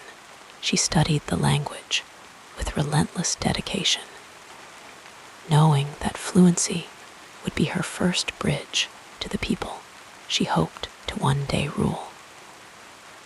The Russian tongue was rich and complex, its rhythms unfamiliar to her, but she practiced late into the night, repeating phrases until her pronunciation lost all trace of her German roots. She absorbed the customs, the rituals, the unspoken rules that governed life at court. And all the while, she read voraciously, hungrily, devouring the works of philosophers, historians, and political thinkers who would shape her vision of governance. Her husband, the future Peter III, was distant and unpredictable, his interests lying far from the responsibilities of rulership. Catherine found little companionship in him, but she did not allow herself to despair. Instead, she cultivated friendships with those who could teach her, who could offer guidance in this unfamiliar world. Count Bistajev, the shrewd chancellor, became one of her earliest allies, though their relationship was always one of cautious mutual benefit. He saw in her a mind sharp enough to play the long game, and she recognized in him a master of court politics. One of her first true tests came when Empress Elizabeth fell gravely ill. The court held its breath, factions shifting like sand beneath the wind. Catherine, though still young and untested, understood that this was a moment of both danger and opportunity. She moved carefully, ensuring that her own position remained secure, while avoiding any overt move that might be seen as ambition. She attended to the Empress with dutiful respect, but she also quietly strengthened her connections with the military and the nobility, knowing that their support would be crucial in the uncertain days ahead. When Elizabeth recovered, Catherine's discretion was rewarded with greater trust.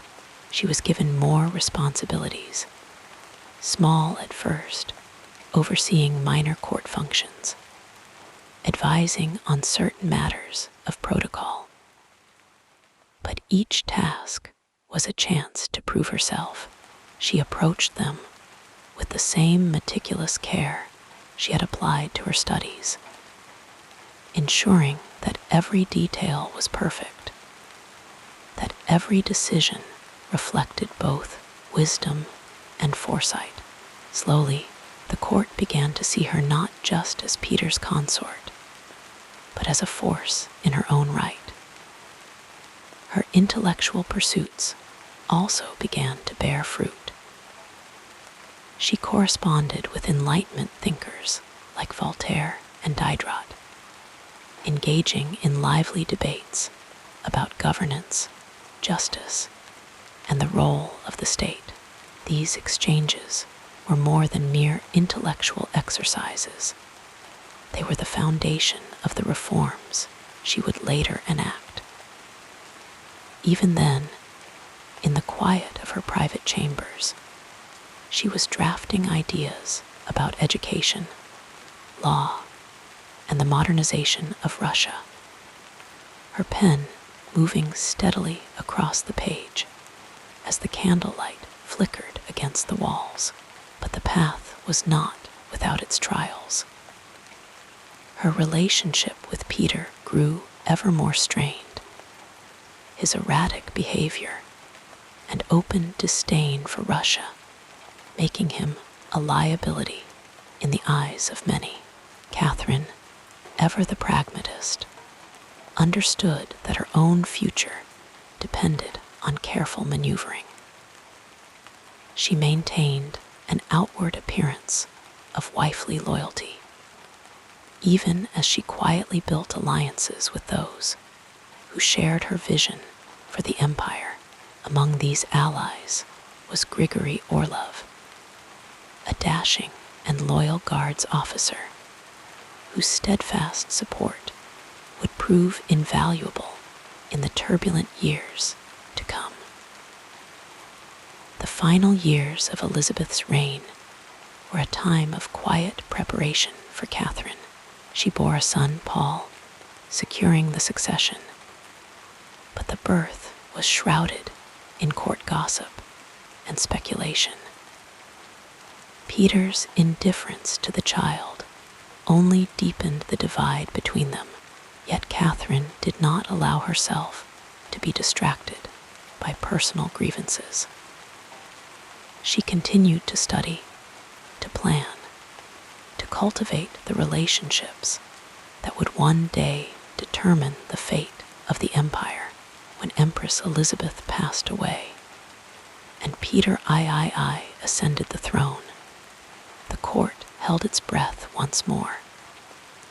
His reign was brief and tumultuous, his policies alienating the nobility, the military, and the church alike. Catherine, watching from the sidelines, understood that the time for patience was over.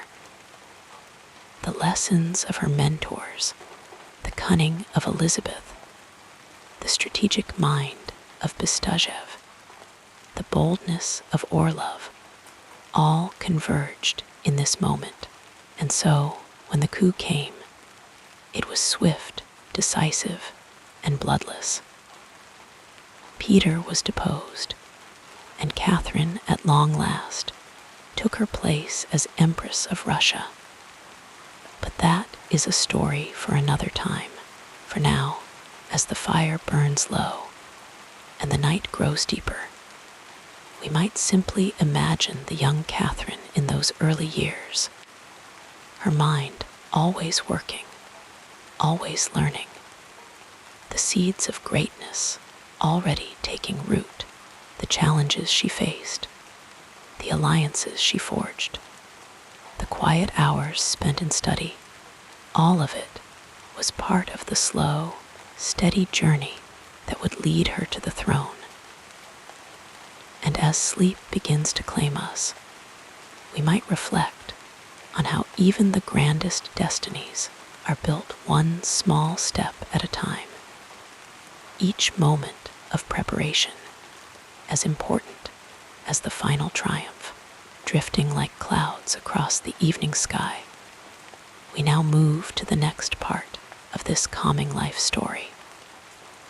Once Catherine the Great took the throne, her reign unfolded like a carefully composed symphony, each movement deliberate, each decision resonating through the vast empire she now ruled. She had spent years preparing for this moment, absorbing the wisdom of philosophers, the strategies of statesmen, and the nuances of power. Now, with the weight of Russia upon her shoulders, she set about transforming her adopted homeland into a beacon of enlightenment and strength. Her first great achievement was the modernization of Russia's legal system. The country's laws were archaic, a tangled web of decrees and traditions that often led to injustice. Catherine, ever the student of Enlightenment thinkers like Montesquieu and Voltaire, believed that a fair and rational legal code was the foundation of a stable society. She convened a legislative commission, summoning representatives from across the empire to draft a new set of laws. Though the process was slow, partly due to the sheer size of Russia and the diversity of its people, it laid the groundwork for future reforms. Catherine herself wrote the asterisk nakaz asterisk, or asterisk instruction asterisk, a document infused with Enlightenment ideals, advocating for equality before the law, the abolition of torture, and the protection of individual rights. While not all her proposals were implemented, the nakaz asterisk became a guiding light, a statement of principles that shaped Russian governance for generations. Education was another of her passions. Catherine understood that a nation could not thrive without an educated populace. She founded schools, not just for the nobility, but for the children of merchants and townspeople, believing that knowledge should not be the privilege of a select few. The Smolny Institute, established for the education of young noblewomen, was one of her proudest accomplishments. Here, girls studied literature, science, and the arts, cultivating minds that would influence Russian society for years to come. Catherine herself was a voracious reader, corresponding with philosophers across Europe, and she wished to share that love of learning with her people. Under her reign, the Russian Academy of Sciences flourished, and the first public libraries opened their doors, inviting ordinary citizens to explore the world of books. The arts, too, flourished under her patronage. Catherine had a keen eye for beauty and a deep appreciation for culture. She amassed one of the finest art collections in Europe, filling the halls of the Winter Palace with masterpieces by Rembrandt, Rubens, and other great painters. The Hermitage, which began as her private gallery, would one day become one of the world's greatest museums. She supported playwrights, composers, and poets, transforming St. Petersburg into a center of intellectual and artistic life. Even in her personal correspondence, she displayed a wit and eloquence that charmed the greatest minds of her time. But Catherine's reign was not merely one of culture and ideas. It was also a time of territorial expansion and military triumph. She understood that Russia's security depended on strong borders, and she pursued a foreign policy that extended the empire's reach. The partitions of Poland, though controversial, secured vast new lands for Russia. Her wars against the Ottoman Empire resulted in the acquisition of Crimea, giving Russia access to the Black Sea and establishing its dominance in the region. The great General Suvorov, one of her most trusted commanders, led daring campaigns that expanded Russia's influence southward. Catherine's diplomacy was as shrewd as her military strategy. She navigated the complex web of European alliances with skill, ensuring that Russia emerged as a great power. At home, she sought to improve the lives of her subjects. Though not all her reforms were met with success, she dreamed of emancipating the serfs. But the resistance of the nobility made such a radical change impossible in her lifetime. Still, she took small steps, encouraging landowners to treat their serfs with greater humanity, and she established new towns and cities to stimulate trade and industry. Her reign saw the growth of Russia's middle class, a burgeoning force that would one day demand greater freedoms. Perhaps her most personal legacy was her correspondence with the great thinkers of the Enlightenment. She exchanged letters with Voltaire, Diderot, and other luminaries, engaging in spirited debates about governance, philosophy, and the nature of human progress. These letters reveal a mind always curious, always questioning, never content with the status quo. Though she ruled as an autocrat, she saw herself as a servant of progress, a bridge between the old world and the new. As the years passed, Catherine's reign became synonymous with Russia's golden age. She had taken a vast, fragmented empire and shaped it into a modern state, respected across Europe. Her achievements were not without controversy. No rulers are, but her vision and determination left an indelible mark on history. And when her long reign finally came to an end, she left behind a Russia that was stronger, richer, and more cultured than the one she had inherited. Now, as the night deepens and sleep draws near, we might imagine Catherine in her later years, walking through the gardens of Tsarskoye Selo, surrounded by the beauty she had cultivated, the statues, the fountains, the carefully tended paths, all of it a reflection of her belief in order and harmony. She had ruled with both strength and grace, a woman who understood that true power lay not just in conquest, but in the quiet, steady work of building something lasting. And as we drift toward sleep, we can take comfort in the thought that even the mightiest rulers were once dreamers, their greatest achievements born from patience, perseverance, and the quiet moments of preparation that came before.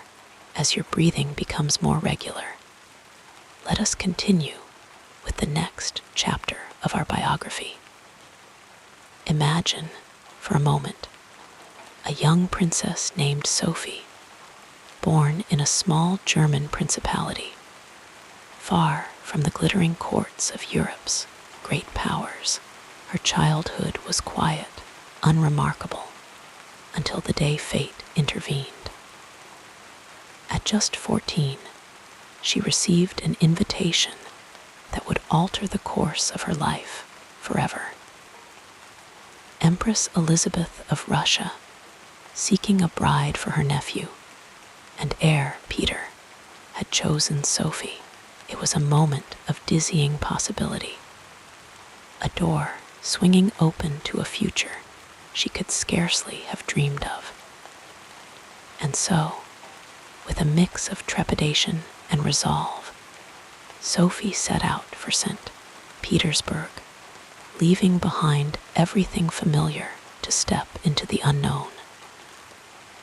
This journey was the first of many turning points in Catherine's life. Had she hesitated, had her family refused the offer, history might have forgotten her entirely.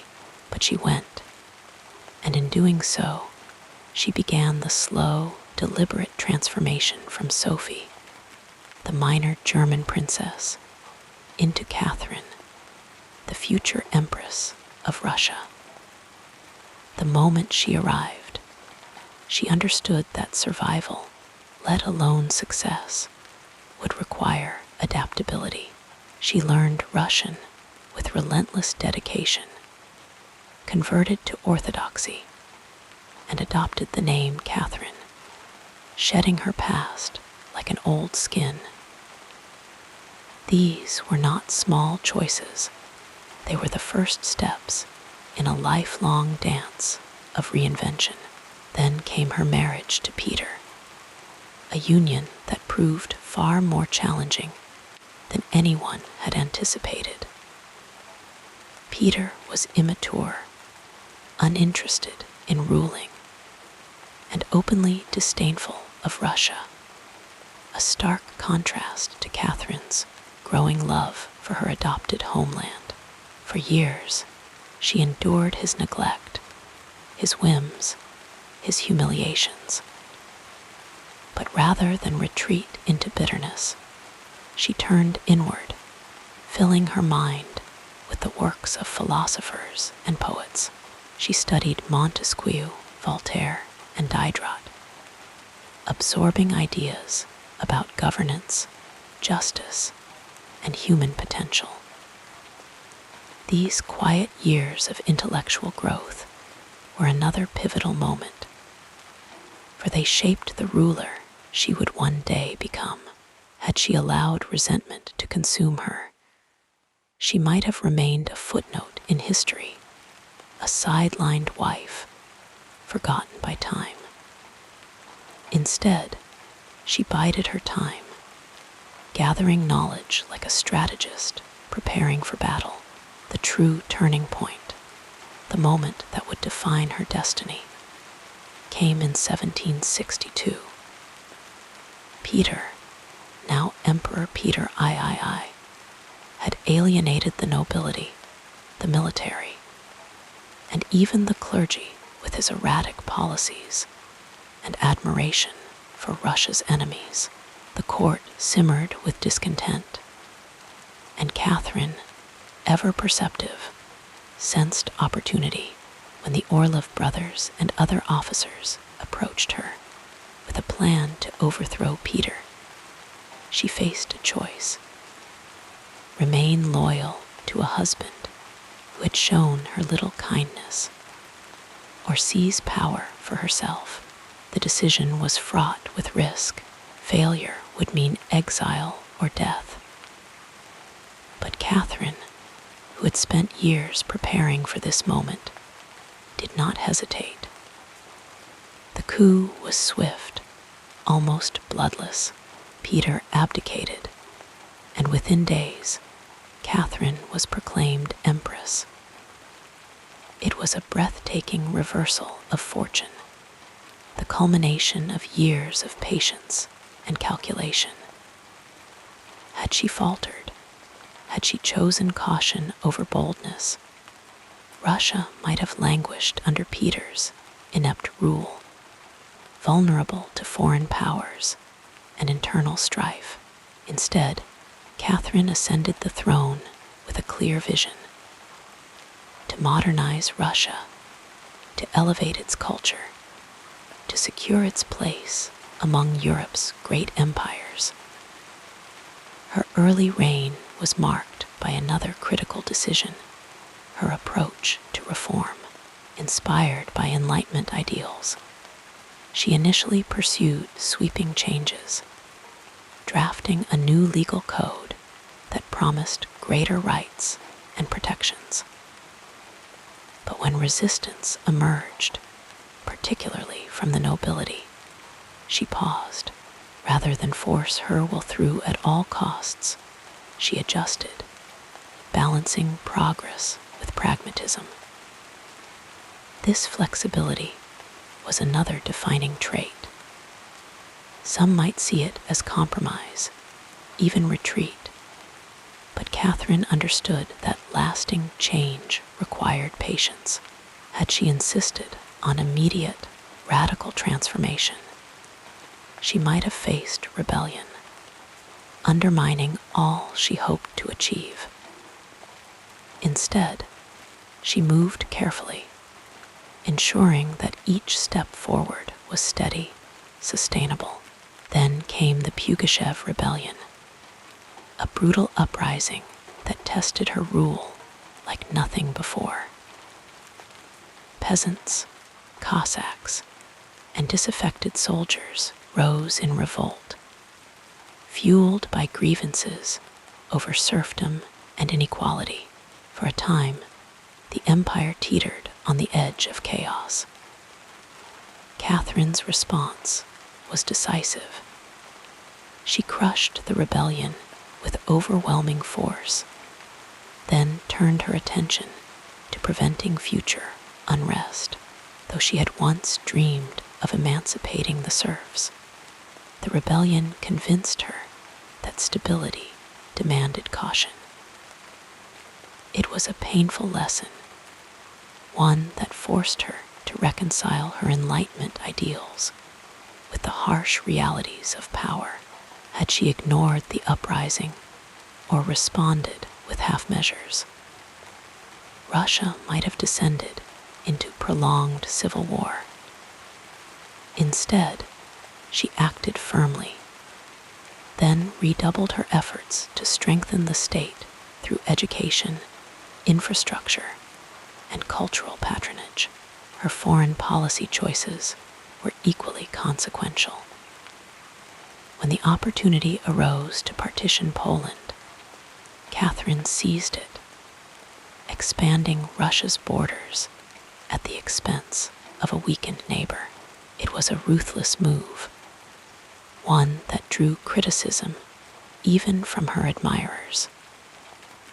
Yet, in her mind, it was necessary, a way to secure Russia's western flank and prevent rival powers from gaining the upper hand. Had she shown restraint, had she allowed sentiment to override strategy, Russia might have missed a chance to solidify its dominance in Eastern Europe.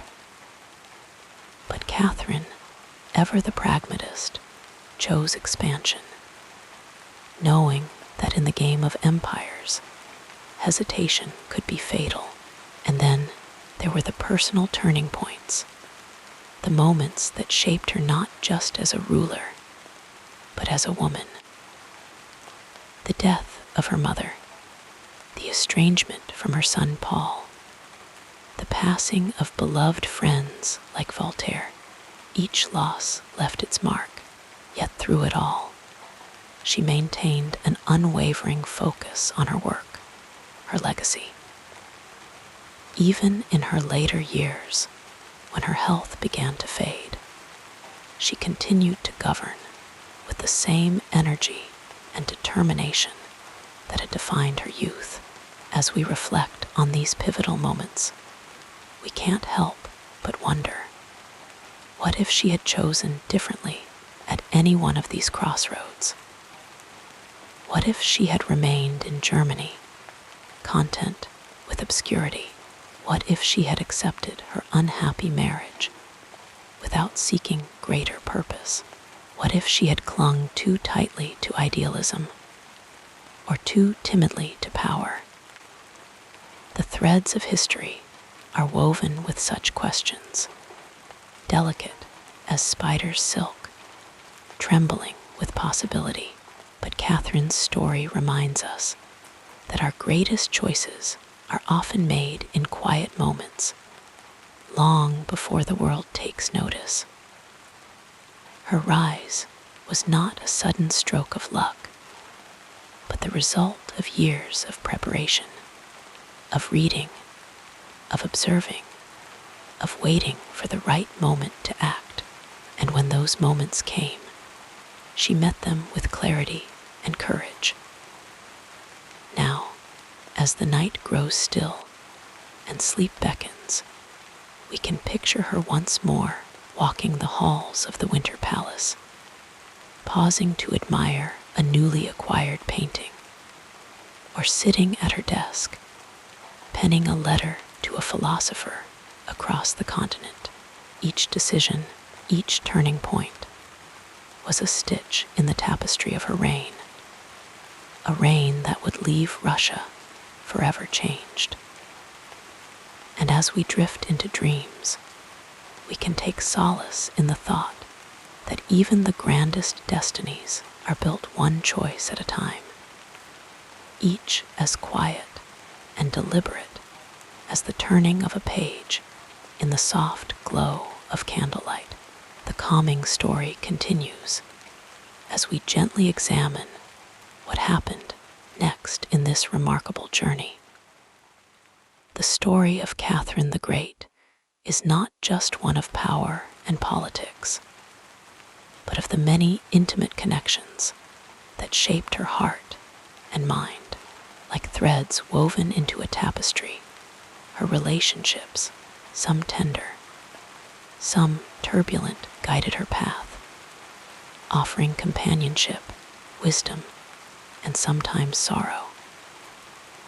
As we settle into the quiet of the evening, let us drift softly through the bonds that defined her life, each one a whisper in the grand symphony of her reign. From the very beginning, Catherine's relationships were marked by longing and resilience. Born Sophie of Anhalt-Zerbst, she arrived in Russia as a young girl, far from the warmth of her German family. Her mother, Johanna, was ambitious but distant, more concerned with social climbing than maternal affection. Left to navigate the icy waters of the Russian court alone, Sophie, soon to be Catherine, learned early to seek solace in books and in the kindness of strangers who would later become confidants. It was a lonely beginning, but one that taught her the value of self-reliance and the quiet strength found in solitude.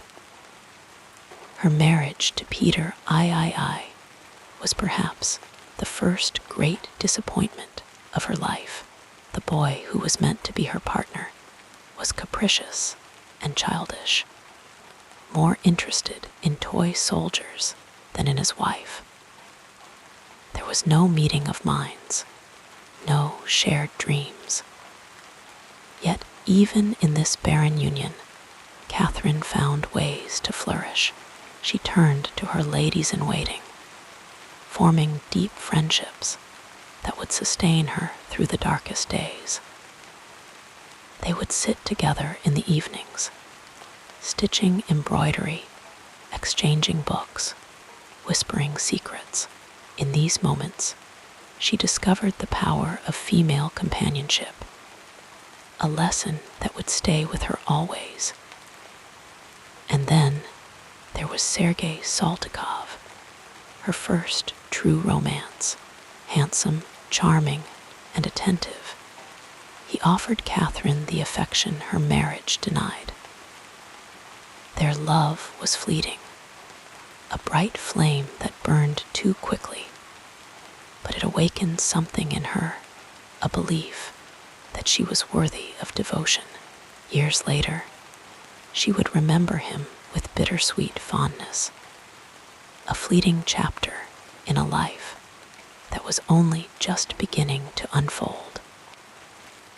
Yet none of her relationships would prove as transformative as the one she shared with Stanislaw Poniatowski, the future king of Poland. He was young, idealistic, and deeply enamored with her intellect. Their love was one of letters and late-night conversations, of shared dreams for a more enlightened world. Though their romance could not last, separated by politics and duty, their bond never truly faded. Even after he became king, Catherine would write to him, their correspondence filled with the quiet understanding of two souls who had once known each other intimately. But love was not the only force that shaped Catherine. Her friendships with thinkers like Voltaire and Diderot were just as profound. Through letters that crossed continents, she engaged in debates about philosophy, governance, and the nature of happiness. These were relationships of the mind, yet they nourished her spirit. Voltaire, in particular, became a kind of intellectual father figure, his wit and wisdom guiding her through the challenges of rule. When he passed away, she mourned him deeply, purchasing his library as a tribute to the man who had shaped her thoughts so profoundly. Then there was Grigory Potemkin, the love of her later years. Their bond was unlike any other, fiery, passionate, and enduring. He was her equal in ambition and vision, a partner in both statecraft and the heart. Together, they dreamed of expanding Russia's borders, of building cities and universities. Their letters were filled with tenderness, even as they quarreled over politics. And when he died, a part of her seemed to go with him. She wore mourning for months, her grief a private storm beneath the composed mask of an empress. Family, too, played its part in her story. Though her relationship with her son, Paul, was strained, shadowed by the rumors that surrounded his birth, she still sought to prepare him for rule, even if their personalities clashed. And then there were her grandchildren, whom she adored. She would dote on them, reading them stories, indulging their whims, finding in them the simple joys her own childhood had lacked. As the years passed, Catherine's circle grew smaller. Friends passed away, lovers faded into memory, and the weight of rule grew heavier. Yet, she never lost her capacity for connection. Even in her final days, she surrounded herself with books, with art, with the few trusted souls who had stood by her through the decades. And so, as we close our eyes tonight, we might imagine her in her study, the firelight flickering, a letter half written on her desk. Perhaps she is thinking of those she has loved, those she has lost, those who shaped her into the woman she became. For in the end, it was not just her brilliance or her ambition that defined her, but the countless hearts she touched along the way. And as sleep gently takes us, we can rest in the knowledge that even the mightiest rulers are, at their core, simply human, seeking love, understanding, and the quiet comfort of connection in an ever-changing world. Allow yourself to sink deeper into comfort as we explore the next phase of this soothing biography. Even in the midst of empire building and political maneuvering, Catherine the Great carved out a private world where she could simply be herself. A woman with passions, curiosities, and a deep need for warmth. Her mornings often began slowly, with the soft rustle of silk as she rose from bed, her attendants moving quietly around her, preparing the day's necessities. She was not one to rush. Instead, she savored the quiet moments, sipping tea, sometimes black, sometimes with a splash of cream, while the sun cast gentle patterns across the floors of her private apartments. The scent of beeswax candles and fresh flowers lingered in the air. A small, but deliberate luxury.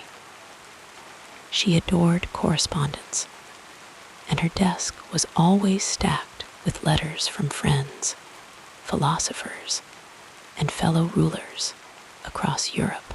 Writing was not just a duty, but a pleasure, a way to unwind her thoughts. She would often pause mid-sentence, her quill hovering above the paper as she gazed out the window, watching the play of light on the Neva River. Some letters were formal, discussing matters of state, but others were deeply personal, jokes shared with Voltaire, tender words to her closest confidants, or musings on life's fleeting nature. Books were her constant companions. Her library was vast, a sanctuary of knowledge and imagination. She would lose herself for hours in the pages of Enlightenment thinkers, admiring their ideas, sometimes scribbling her own thoughts in the margins. Philosophy was not just an intellectual exercise for her. It was a way of making sense of the world, of understanding human nature. She believed in reason, in progress, but also in the power of kindness. One must govern as if always in the sight of eternity, she once wrote, a reminder to herself that even rulers must answer to something greater than power alone. Art, too, was a refuge. She had an eye for beauty, collecting paintings, sculptures, and rare objects from across Europe.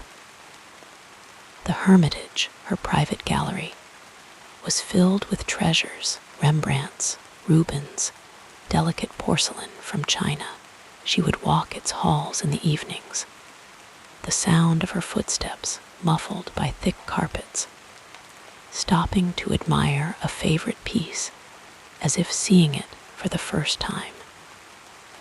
Sometimes she would invite artists to court, not just as guests, but as friends, discussing their work with genuine interest.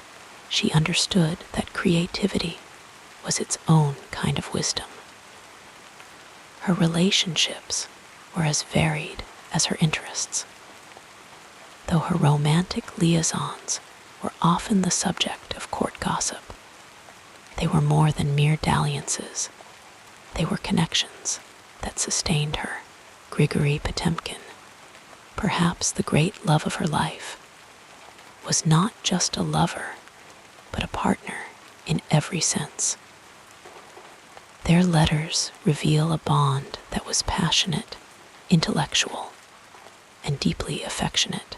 Even after their romantic relationship evolved into friendship, they remained inseparable in spirit, sharing dreams of Russia's future.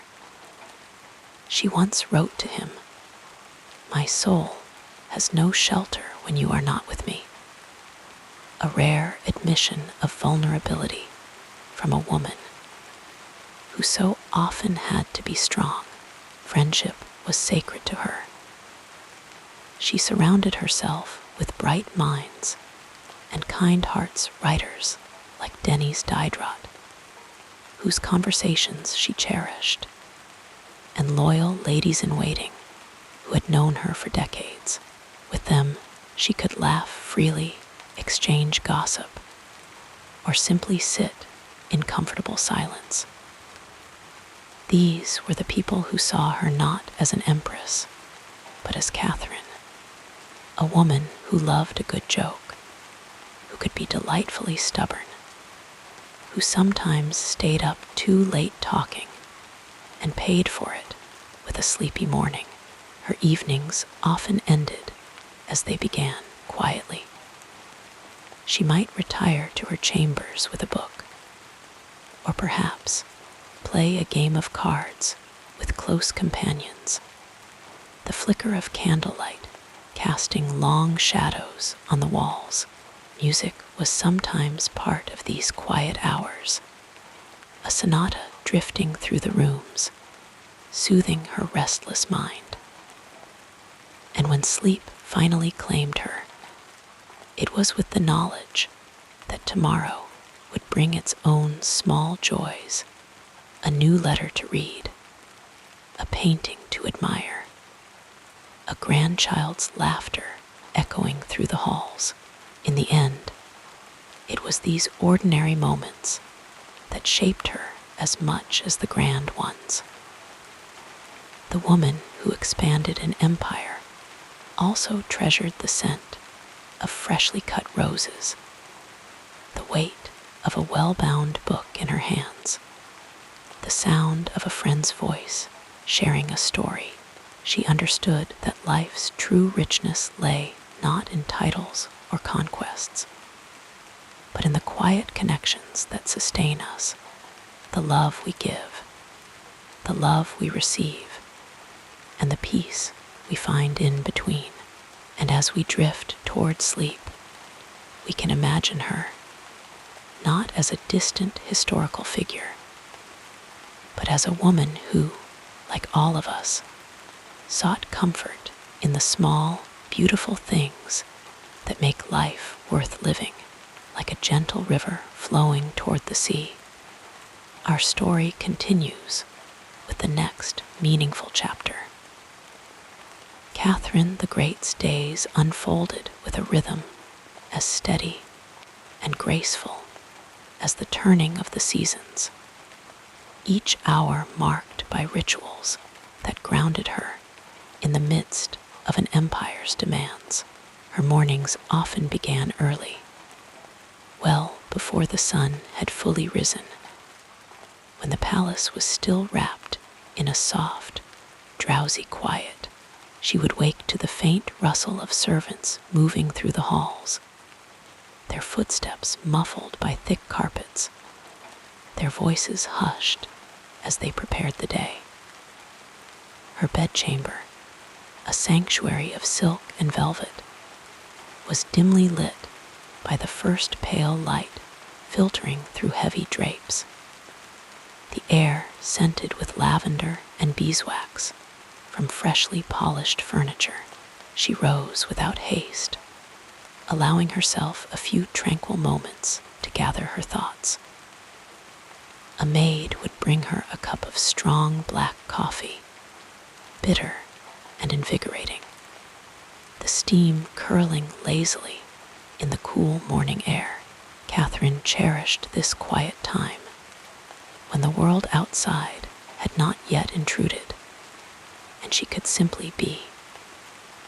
Sometimes she would sit by the window, watching the mist rise from the palace gardens, the dew-kissed leaves glimmering in the dawn.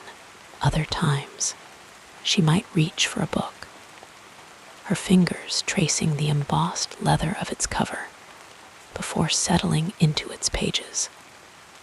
The words, a gentle companion to her waking mind. Breakfast was a simple affair, taken in her private sitting room, where the walls were lined with portraits of those she loved, her son Paul, her grandchildren, her closest friends. The table was set with delicate porcelain, the china painted with delicate sprays of flowers, and a silver samovar hummed softly as it kept her tea warm. She preferred light meals in the morning, fresh bread with butter, perhaps a little jam, slices of fruit, and occasionally a soft-boiled egg. The simplicity of it pleased her, a small rebellion against the excess expected of an empress. Once fortified, she would turn to the business of the day. Her study was a reflection of her mind, orderly, yet brimming with curiosity. Tall shelves groaned under the weight of books on philosophy, history, and science, their spines worn from frequent use. A large mahogany desk dominated the room, its surface cluttered with papers, inkwells, and quills. the nibs sharpened to a fine point. Here, she would work for hours, drafting letters, reading reports, and consulting maps that sprawled across the desk like whispered promises of distant lands. The scratch of her pen against parchment was a steady, soothing sound, punctuated only by the occasional sigh, as she paused to consider a particularly thorny matter of state. Midday often brought a break from her duties, a chance to stretch her legs and clear her mind. She loved to walk in the palace gardens, where the paths wound through meticulously tended flower beds, and beneath the dappled shade of ancient trees, the scent of roses hung heavy in the air, mingling with the earthy fragrance of damp soil. Sometimes, a companion would join her, a lady in waiting, an old friend, or one of her beloved dogs trotting at her heels. Conversation during these strolls was easy and unhurried, drifting from politics to poetry, from palace gossip to the latest scientific discoveries. Lunch was a more elaborate affair than breakfast, though still intimate by court standards. She dined in her private apartments, where the table was set with silver and crystal, the light from tall windows washing over the meal in golden waves. The food was rich, but thoughtfully prepared: roasted meats, delicate pastries, vegetables from the imperial greenhouses, all served with the care of a kitchen that knew her preferences well. She ate slowly, savoring each bite, sometimes pausing to sip from a glass of chilled wine. If she was in particularly good spirits, she might invite a close friend to join her, the conversation flowing as freely as the wine. The afternoon was reserved for lighter pursuits, a time when she could indulge her passions.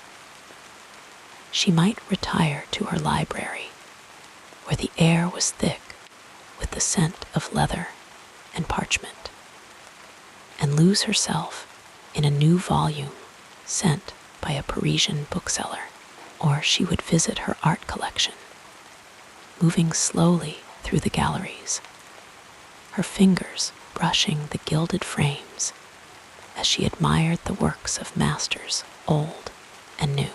Some days, she sat for her own portrait, the artist's brush capturing the curve of her smile, the intelligence in her eyes. She enjoyed these sessions, the quiet companionship of the painter, the way time seemed to slow as the image on the canvas took shape. As evening approached, the pace of the palace softened, the bustle of the day giving way to a more subdued energy.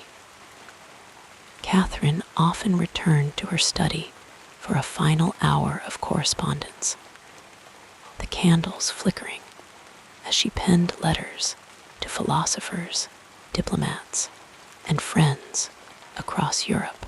The words flowed easily now, her thoughts clarified by the day's reflections.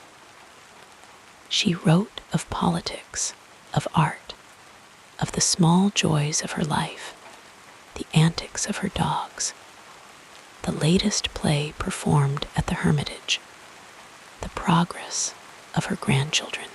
Dinner was the most social meal of her day, though even then, she preferred the company of a select few. The table was set with exquisite care, the china gleaming, the crystal catching the candlelight in shimmering fragments. The food was lavish, soups rich with cream, fish dressed in delicate sauces, game birds roasted to perfection. But the true pleasure lay in the conversation. She surrounded herself with thinkers, artists, and trusted advisors, their discussions lively but never contentious. Laughter rang out frequently, the sound warm and bright against the hushed grandeur of the palace. After dinner, the party might adjourn to the music room, where a harpsichord or a string quartet provided a backdrop to the evening. Catherine adored music, its melodies weaving through her thoughts like threads of silk. She would sit with her eyes half closed, letting the notes wash over her, her fingers tapping lightly against the arm of her chair in time with the rhythm. Sometimes she would play cards, a simple game of whist or faro, the stakes low, but the competition friendly. The flicker of candlelight cast dancing shadows on the walls, the room alive with quiet murmurs and the occasional burst of laughter. When the hour grew late, she would excuse herself, retreating to the privacy of her chambers.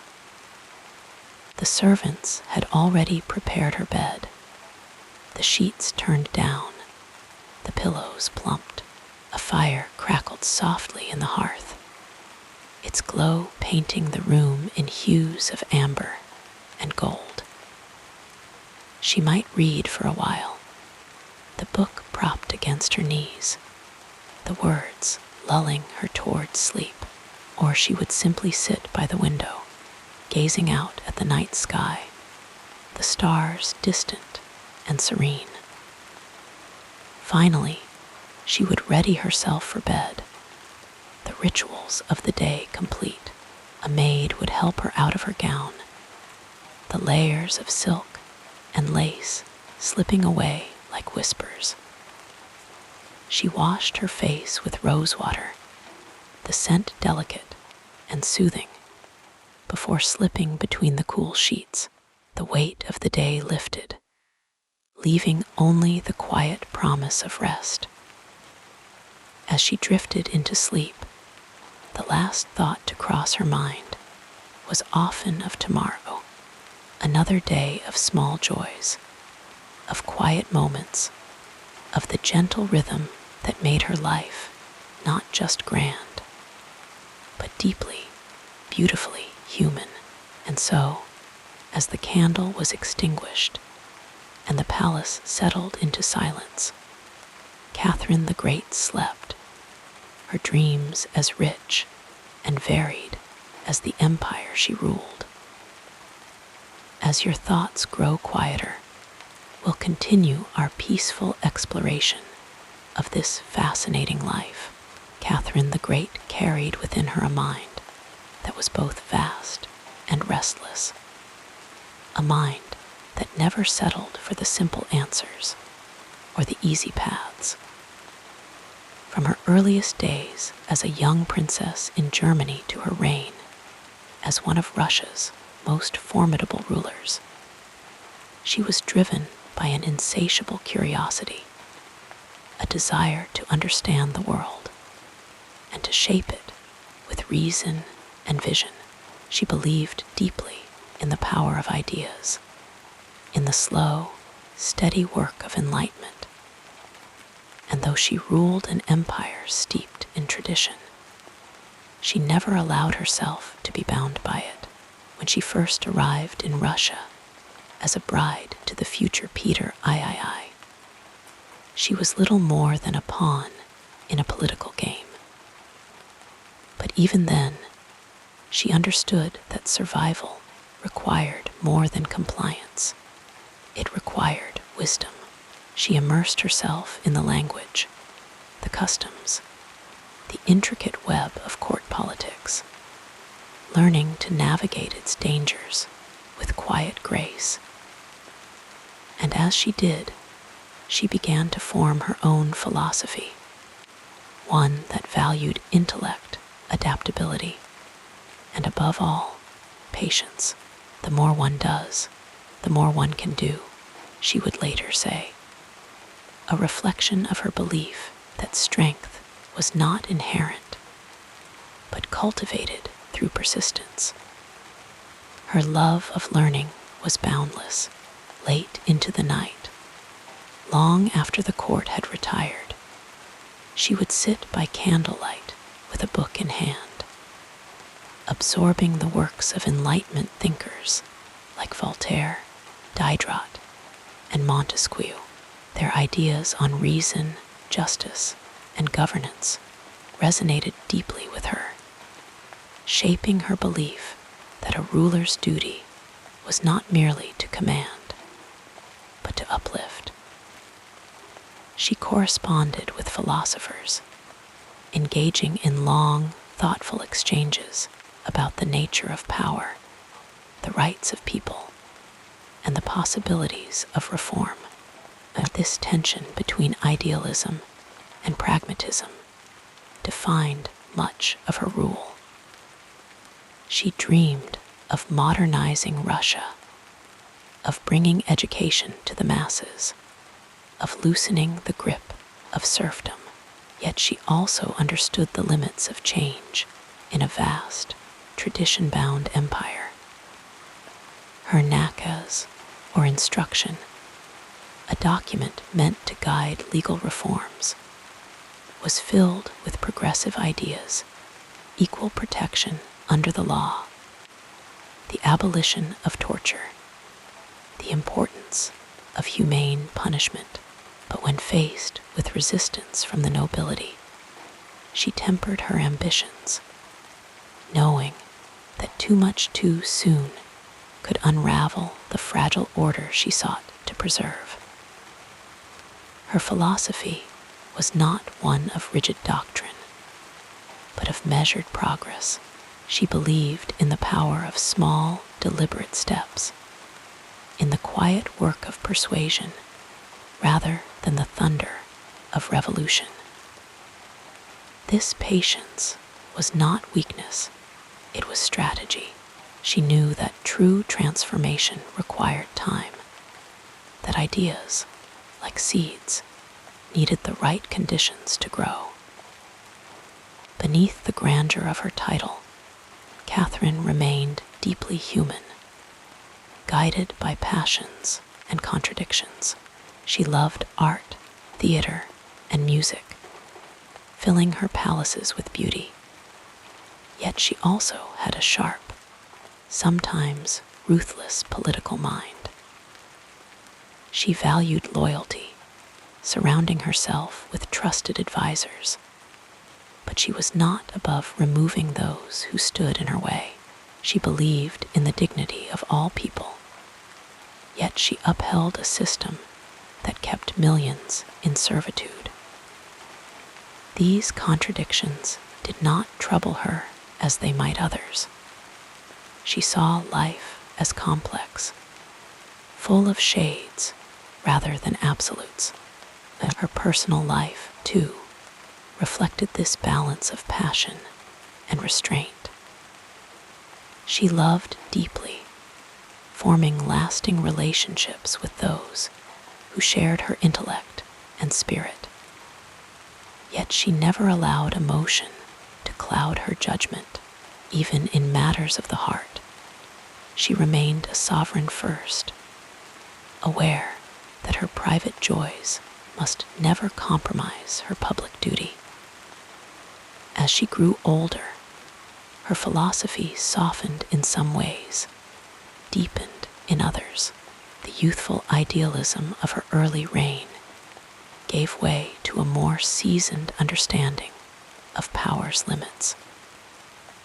Yet, she never lost her faith in reason, in the belief that a ruler's legacy was measured not by conquest, but by the light they brought to their people on quiet evenings when the affairs of state were set aside. She would sometimes reflect on the years behind her, on the empire she had shaped, the lives she had touched, and so, as the candles burned low and the palace grew still, Catherine the Great would retire to her chambers, her mind still turning over thoughts of tomorrow. The fire crackled softly. The scent of rosewater lingered in the air, and for a moment, the weight of empire lifted. In those quiet hours before sleep, she was not just a ruler, but a woman of ideas, of dreams, of quiet conviction. And as she closed her eyes, she carried with her the certainty that even the grandest of lives were built on small, steady acts of belief. One thought, one choice, one day at a time, with each breath becoming slower and deeper. Let us turn to another aspect of this soothing story. Yet, even the most luminous reigns are not without their shadows, and Catherine's path was paved with challenges that tested her resolve, her wisdom, and at times, her very spirit.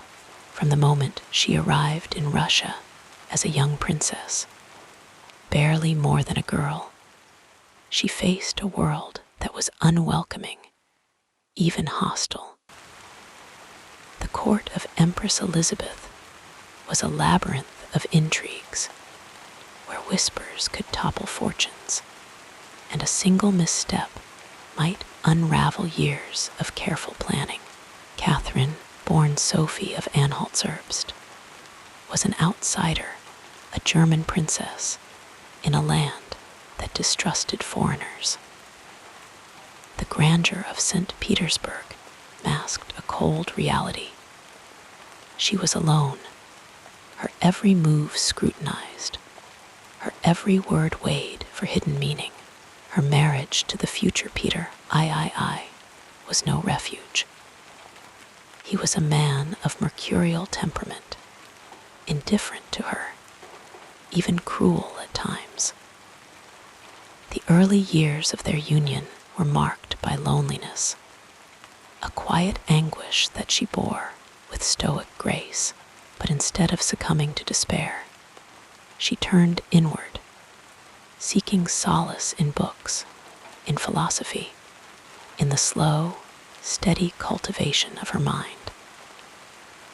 Voltaire, Montesquieu, Diderot, their words became her companions, their ideas the foundation upon which she would later build her vision for Russia. In those long, solitary hours, she learned patience, the art of waiting for the right moment, and the quiet strength that comes from knowing one's own worth, even when others fail to see it. When Empress Elizabeth passed and Peter III ascended the throne, Catherine's position grew even more precarious. His reign was brief, his decisions erratic, and his loyalty to Russia questionable. The court murmured, the army grumbled, and then the moment came, a swift, bloodless coup that placed Catherine on the throne, not as consort, but as empress in her own right. It was a triumph, yes, but also a burden heavier than any she had yet carried. The crown, she soon discovered, was not a gift, but a responsibility, one that demanded every ounce of her intellect, her courage, and her compassion. The early years of her reign were marked by upheaval. The Pugachev Rebellion, a violent uprising of peasants and Cossacks, threatened to tear the empire apart. It was a stark reminder of the deep fissures in Russian society, of the suffering of those who dwelled in obscurity, while the nobility reveled in luxury. Catherine, though shaken, did not falter. She suppressed the rebellion with firmness, but it left her with a lasting lesson. Power, unchecked by justice, was a brittle thing. she turned her attention to reform, drafting the Nakas, a visionary legal code influenced by Enlightenment ideals, though many of its proposals were never enacted. It revealed her belief that a ruler's duty was not merely to command, but to uplift. Diplomatic challenges, too, tested her mettle. The partitions of Poland, the wars with the Ottoman Empire, each decision carried consequences that rippled across generations. She navigated these treacherous waters with a blend of pragmatism and principle, knowing that even the wisest choices could not please all. There were moments of doubt, nights when the weight of empire pressed upon her like a physical thing.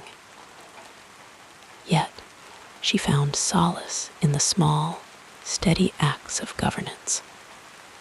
The founding of schools, the patronage of the arts, the quiet conversations with advisors in which every voice was heard, even her personal life, was not untouched by sorrow. The loss of loved ones, her son Paul, distant and estranged, her longtime companion Potemkin, whose death left a void no one else could fill, reminded her that even empresses were not immune to grief, but she did not let sorrow consume her. Instead, she channeled it into her work, into the enduring monuments of her reign. The Hermitage, a treasure house of art and knowledge, the cities she built, symbols of Russia's growing grandeur, the letters she wrote, thousands of them, in which her thoughts and feelings spilled onto the page with a candor rare among monarchs. As the years passed, the challenges did not cease, but she faced them with a wisdom tempered by experience. She knew now that setbacks were not defeats, but lessons, opportunities to refine one's understanding, to grow stronger in the broken places. And so, when she lay in her bed at night, the embers of the fire casting flickering shadows on the walls, she could rest not because her reign had been without difficulty, but because she had met each trial with clarity, with courage, and above all, with the unwavering belief that even in the darkest hours, light could be found.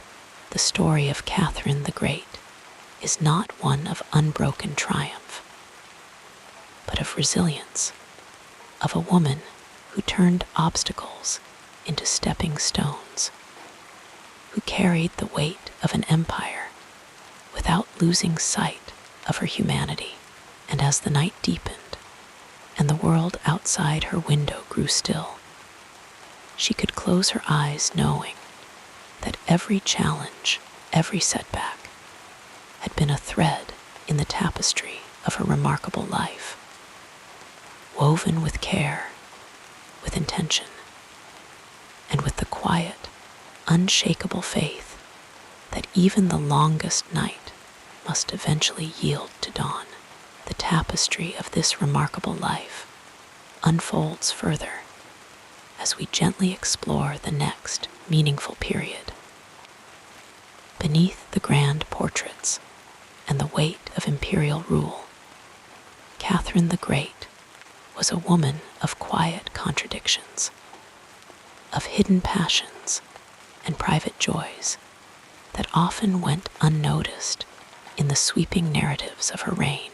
Few knew, for instance, that she had an almost childlike delight in simple pleasures, like the way morning light filtered through the windows of her private chambers, or the sound of her favorite lapdog, Sir Tom Anderson, padding softly across the polished floors. She would often rise before dawn, not to attend to matters of state, but to sit by the window with a cup of coffee, watching the first hints of daylight brush the spires of St. Petersburg. In those still moments, she was not an empress, but simply a woman who cherished silence. Her love of learning was well known, but few realized just how deeply she immersed herself in the minutiae of subjects that fascinated her. She once spent an entire evening dissecting the anatomy of a beetle under a microscope, her curiosity undimmed by the hour or the exhaustion of the day. She corresponded with scientists and philosophers, not as a patron, but as a fellow thinker, eagerly debating the latest theories on electricity or the nature of comets.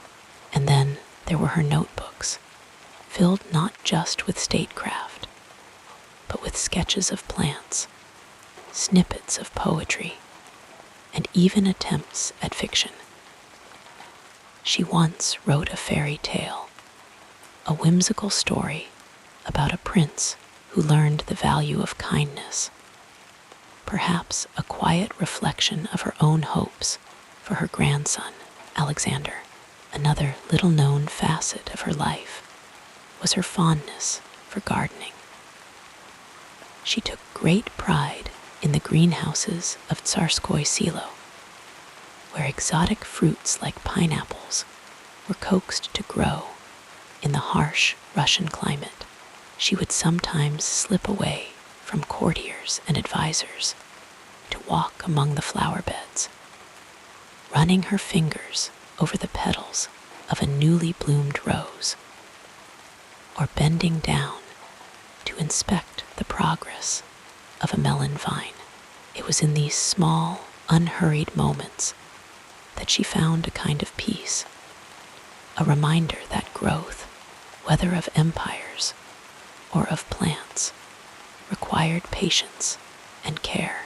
She was also an avid collector, not just of art, but of oddities and curiosities. Her private cabinets held everything from rare fossils to intricate mechanical toys, and she delighted in showing them to trusted friends. One of her most cherished possessions was a tiny automaton of a singing bird, a gift from a Swiss watchmaker. She would wind it up and watch, transfixed, as the delicate creature fluttered its wings and trilled a melody, a fleeting moment of magic in the midst of her demanding life. Despite her formidable reputation, Catherine had a playful sense of humor. She enjoyed practical jokes, especially if they involved gently teasing those who took themselves too seriously. Once, when a particularly pompous ambassador arrived at court, she arranged for a trained monkey to be dressed in miniature court attire and seated at the dinner table beside him. The man was too bewildered to protest, and Catherine laughed behind her fan, her eyes sparkling with mischief. She believed that laughter was as essential to rulership as wisdom, a way to keep perspective, to remember that even the most serious matters could benefit from a touch of levity. Her relationship with music was another quiet passion. She had no great talent for playing instruments herself, but she adored listening to it, especially the soft strains of a harp or the deep resonance of a cello. Late in the evenings, she would sometimes summon musicians to play for her in her private chambers, the melodies drifting through the rooms like whispers. On one occasion, she was so moved by a particularly beautiful piece that she wept, not out of sadness, but from the sheer beauty of it, a reminder that even after decades on the throne, she could still be stirred by the simplest of arts. And then there were her letters, not the state correspondence, but the personal notes she exchanged with friends and confidants. She wrote with a warmth and intimacy that belied her station, signing some simply as C, as if to momentarily set aside the weight of her title. In these letters, she revealed her worries, her hopes, even her insecurities.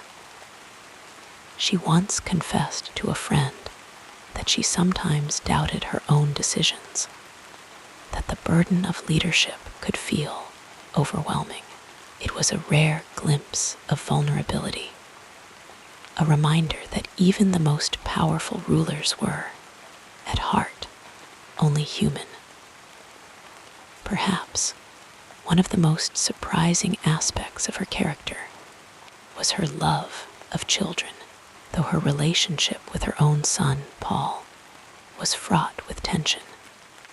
She doted on her grandchildren, especially Alexander.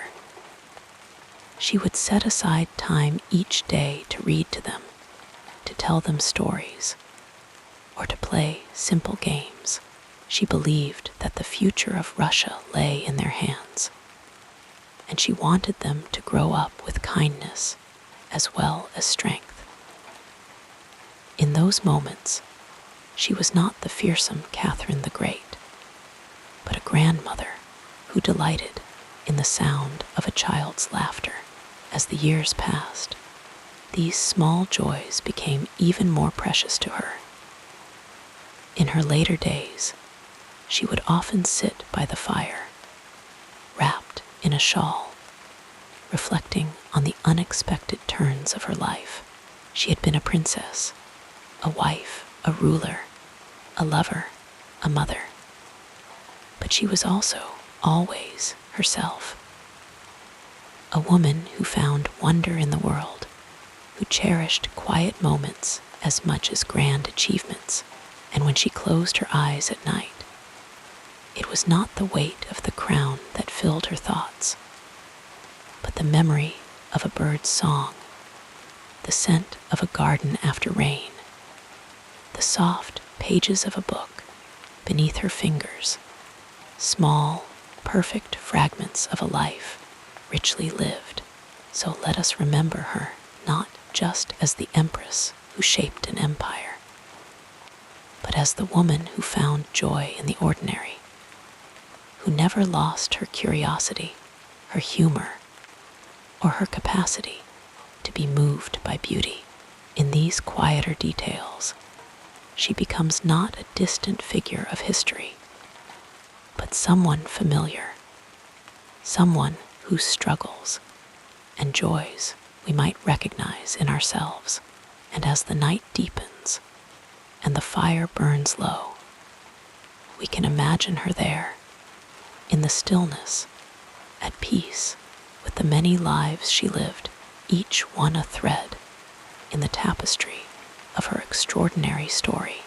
As you settle more comfortably, our narrative flows onward like soft moonlight across still waters. Catherine the Great was born in 1729 in the small German principality of Anhalt-Zerbst, a world far removed from the vast, snow-covered landscapes of Russia, where she would one day rule. The Europe of her childhood was a patchwork of kingdoms and duchies, each with its own customs, its own delicate balance of power. It was an age of powdered wigs and candlelit salons, where the ideas of the Enlightenment were beginning to stir, whispering of reason, progress, and the rights of man. But it was also a time of dynastic marriages and political alliances, where young princesses like Sophie, later Catherine, were often pawns in the grand chessboard of empire when she arrived in Russia at the age of 14, betrothed to the future Peter III. She stepped into a realm that was both magnificent and untamed. The Russia of the mid-18th century was a land of contrasts. Glittering palaces rose beside peasant villages, and the old ways of the boyars, the noble families, still held sway even as the country strained toward modernity. Peter the Great, Catherine's predecessor by half a century, had dragged Russia into the European sphere, building St. Petersburg as a window to the West. But much of the empire remained rooted in tradition. Catherine, with her sharp mind and boundless curiosity, would spend her life navigating these tensions, shaping Russia into a power that could stand beside France, Britain, and Prussia. The world beyond Russia's borders was in flux during her reign. Across the Atlantic, the American colonies were declaring their independence, shaking the foundations of monarchy itself. In France, the seeds of revolution were being sown, though Catherine, like many rulers of her time, could not yet foresee the storm that would come. She corresponded with Voltaire and Diderot, admired the ideals of the Enlightenment, yet she also understood the precariousness of power. Her own rise to the throne had been anything but peaceful. She had seized it from her husband in a coup, a moment of daring that would define her rule. She believed in reform, in education, in the arts, but she also knew that an empire as vast as Russia could not be governed by ideals alone. Her reign was marked by expansion, both territorial and cultural. The partitions of Poland, carried out with Prussia and Austria, extended Russia's borders westward, while victories over the Ottoman Empire secured the Black Sea coast and the dream of a warm water port. Yet even as her armies marched, Catherine was building in quieter ways. She founded schools, promoted vaccination against smallpox, and transformed St. Petersburg into a city of neoclassical splendor. The Hermitage, her private art collection, began as a modest gallery and grew into one of the world's great museums, filled with works by Rembrandt, Rubens, and the masters of the Renaissance.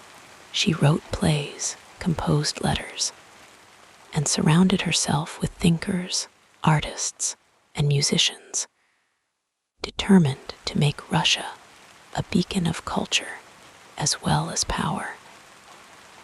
But life at court was not all grandeur and philosophy. The same woman who debated with philosophers also dealt with the daily realities of ruling an empire, the intrigues of her advisors, the demands of the nobility, the unrest of the peasants. The Pugachev Rebellion, a massive uprising of serfs and Cossacks, shook her faith in gradual reform, reminding her of the deep divisions in Russian society. She had once dreamed of emancipating the serfs, but the fear of chaos, of losing control, made her tread cautiously. It was one of the great contradictions of her reign. A ruler who believed in progress, yet could not always enact it. A woman of vision, constrained by the world she inherited. Through it all, she remained a student of history, keenly aware of the legacy she was shaping. She studied the reigns of Elizabeth I of England and Louis XIV of France. Learning from their triumphs and mistakes, she saw herself as part of a lineage of strong women who had defied expectations, women like Empress Maria Theresa of Austria, her contemporary and sometimes rival. But Catherine was also something new, a self-made monarch in an age when birthright still dictated destiny. She had not been born to rule Russia, yet she made it hers through sheer force of will, intelligence, and an unshakable belief in her own destiny. As the years passed, the weight of the crown grew heavier. The French Revolution, with its violent rejection of monarchy, troubled her deeply. The ideals she had once admired now seemed a threat to the order she had spent decades upholding. In her final years, she turned inward, finding solace in her gardens, her books, and the company of her grandchildren. The little girl from Anhalt-Zerbst, who had arrived in Russia as a foreign bride, had become the embodiment of the empire itself, complex, enduring, and endlessly fascinating. When she died in 1796, she left behind a Russia that was undeniably greater in territory and in spirit than the one she had inherited.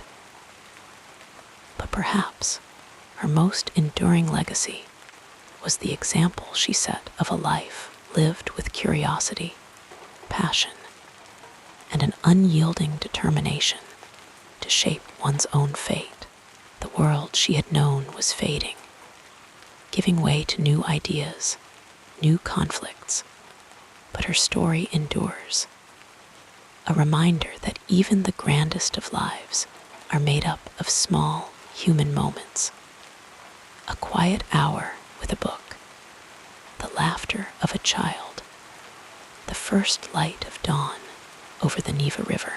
And so, as the night settles around us, we can imagine her still, in the flicker of candlelight, her pen moving across the page, her mind ever reaching, ever dreaming, ever alive to the beauty and the burden of rule. Let the rhythm of these words carry you further into relaxation as we continue our peaceful journey.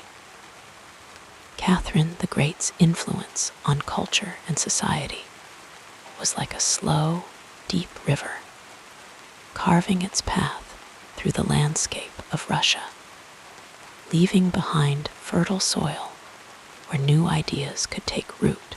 She understood that a nation's greatness was not measured by military might alone, but by the richness of its arts, the wisdom of its laws, and the spirit of its people. And so, she set out to transform Russia into a beacon of enlightenment, a place where the old and the new could coexist, where tradition and innovation could dance together under the vast northern skies. She began with education, knowing that the mind, once awakened, could never be put back to sleep. She founded schools, not just for the nobility, but for girls as well, an idea so radical in its time that it drew both admiration and skepticism. The Smolny Institute, the first state-funded school for young women in Russia, became a quiet revolution of its own. Here, daughters of the aristocracy, and even some from less privileged backgrounds, learned literature, music, and the sciences, their minds expanding like the petals of a flower opening to the sun. Some dismissed it as frivolous, but Catherine knew that education was the foundation of all progress. Slowly, the perception shifted, and what had once seemed unnecessary became essential. A mark of a civilized society, her love of the arts was boundless, and she surrounded herself with painters, sculptors, and architects, inviting them to reshape the face of St. Petersburg. The Hermitage, her private collection of art, grew into one of the finest in Europe, filled with works by Rembrandt, Rubens, and other masters. She did not merely collect paintings. She made them accessible, turning her private sanctuary into a place where artists and thinkers could gather, where beauty was not hoarded but shared. The Hermitage became a symbol of Russia's cultural ambition, a bridge between East and West, between the past and the future. Literature, too, flourished under her reign. She corresponded with Voltaire and Diderot, engaging in long, thoughtful exchanges about philosophy and governance. She even tried her hand at writing plays and essays, not as a ruler dictating to her subjects, but as a fellow seeker of truth. The Russian language itself became richer, more refined, as she encouraged the translation of foreign works and the creation of new ones. The first Russian dictionary was compiled during her reign, a monumental effort to codify and celebrate the language of her adopted homeland. But perhaps her most profound impact was on the very idea of what it meant to be Russian. Before Catherine, Russia was often seen by both outsiders and its own people as a vast, wild land on the edges of Europe. She changed that. Under her rule, Russia became a cultural force, a place where the arts and sciences were not just imitated, but innovated. She commissioned grand operas, ballets, and symphonies, filling the palaces and theaters with music that echoed the soul of the nation. The first Russian opera, Enyuta *, was performed during her reign, a small but significant step toward a distinctly Russian artistic identity. Yet, for all her love of European culture, Catherine never let Russia forget its own heritage. She collected folk tales, preserved ancient customs, and even dressed in traditional Russian attire at times, blending the old with the new. She understood that a nation's strength lay in its ability to honor its roots while reaching for the stars. Society, too, felt the gentle pressure of her reforms.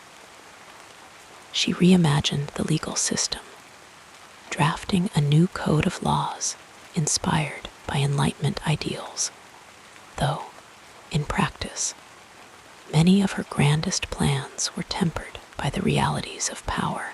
Still, the very act of trying to create a more just system sent ripples through Russian society.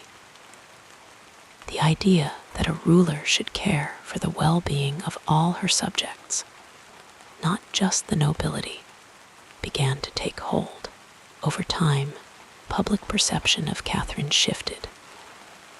At first, some saw her as an outsider, a German princess with no right to the Russian throne. Others whispered about her private life, using scandal to undermine her authority. But as the years passed, as the borders of the empire expanded, and the arts flourished, those voices grew quieter. People began to see her not just as a ruler, but as a patron, a protector, a mother to the nation. She was called the Great not by decree, but by the slow, steady acknowledgement of her achievements. Her cultural footprint can still be felt today. The Hermitage remains one of the world's greatest museums, a testament to her vision. The schools she founded paved the way for generations of scholars and thinkers. And the very idea of Russia as a center of art and learning, a place where culture is cherished as much as power, traces its roots back to her reign. But beyond the grand achievements, beyond the palaces and the paintings, Catherine's true legacy lies in something quieter, something more human. She showed that a ruler could also be a thinker, that power could be wielded with grace, that even in an age of absolute monarchy, the mind could remain free. She proved that a woman born without a crown could shape history not through force alone, but through the slow, patient work of nurturing a nation's soul.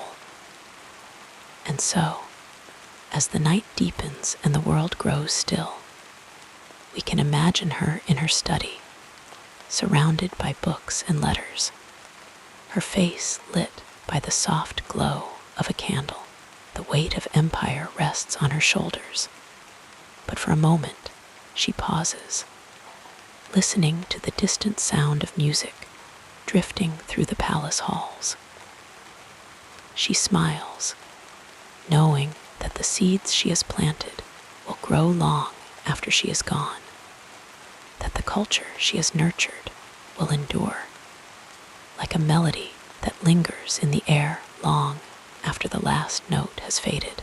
And with that thought, we too can rest, carried gently into sleep by the quiet certainty that great lives, like great empires, are built not in a single moment, but over a lifetime of small, deliberate acts, each one a brushstroke in the vast, beautiful canvas of history.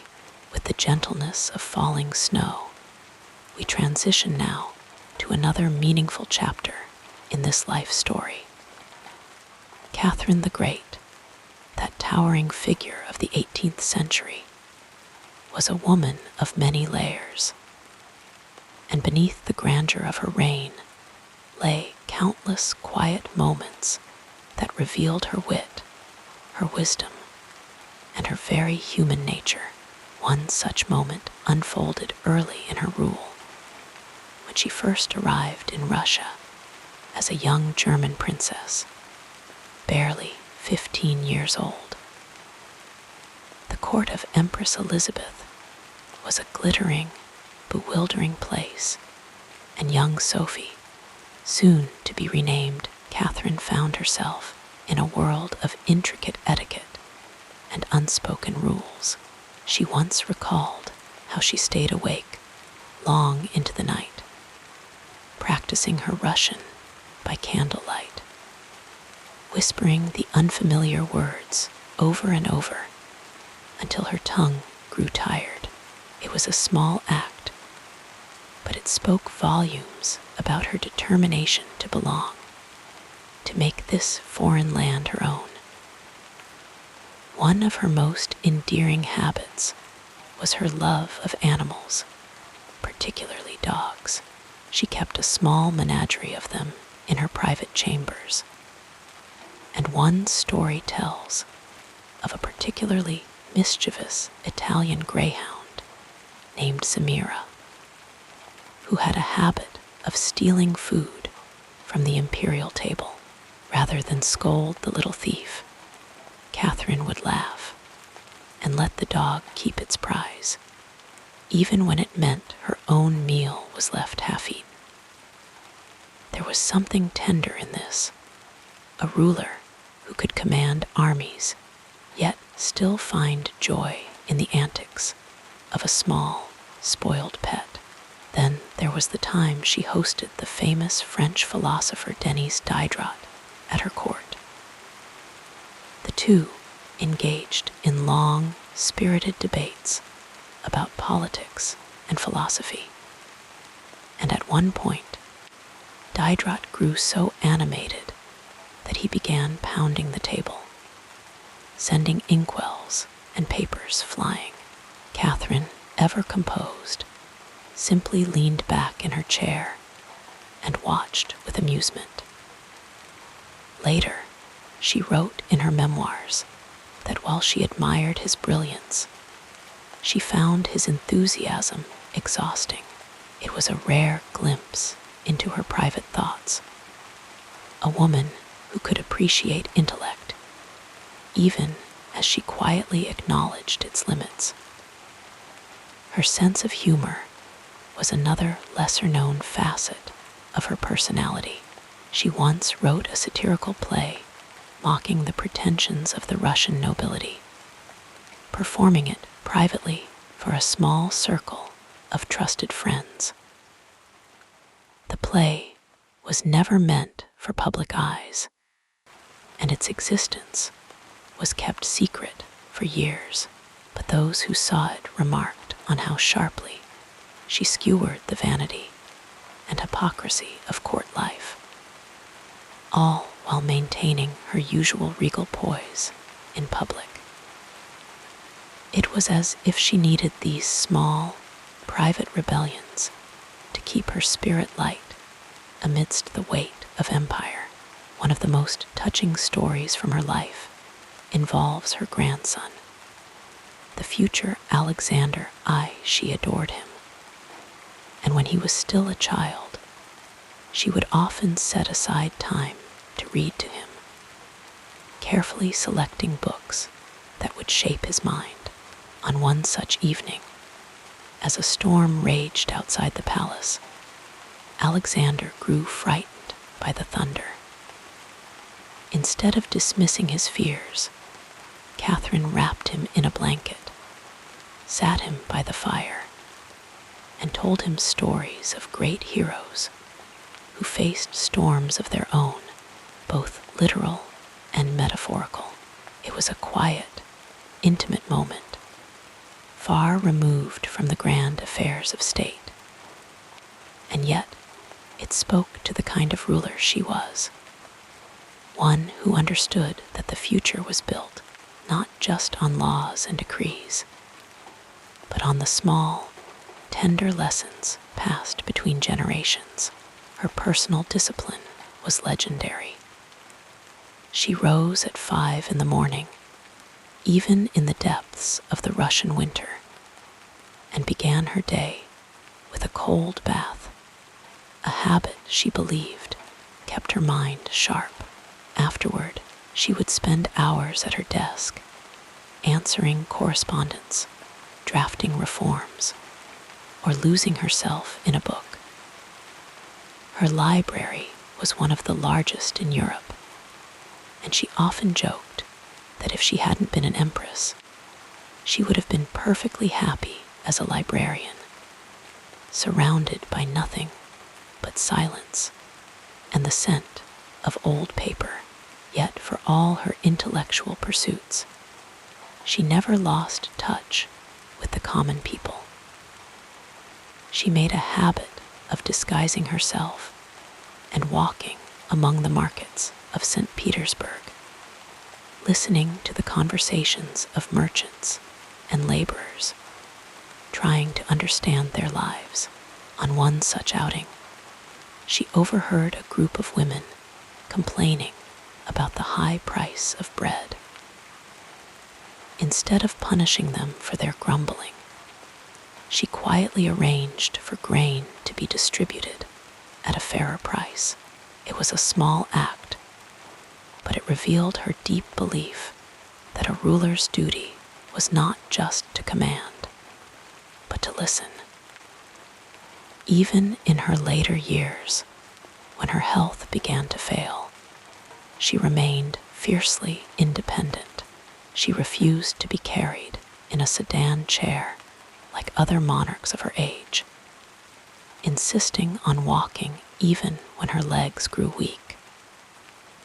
It was a phrase that captured her essence, a woman who lived fully, who squeezed every drop from life, even as the years weighed upon her.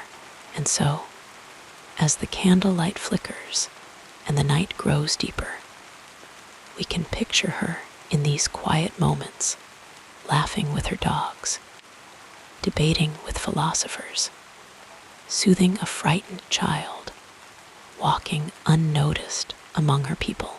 These were the threads that made up the tapestry of her life, small and unremarkable on their own, but together forming something extraordinary.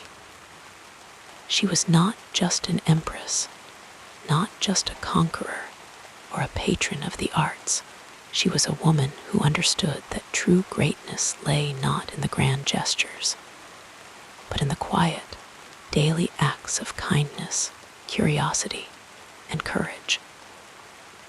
And with that thought, we can let our own minds drift, carried away by the gentle rhythm of her story, knowing that even the mightiest of lives are built on such moments, small, soft, and utterly human. As your eyelids grow heavier, we'll softly explore another dimension of this fascinating biography.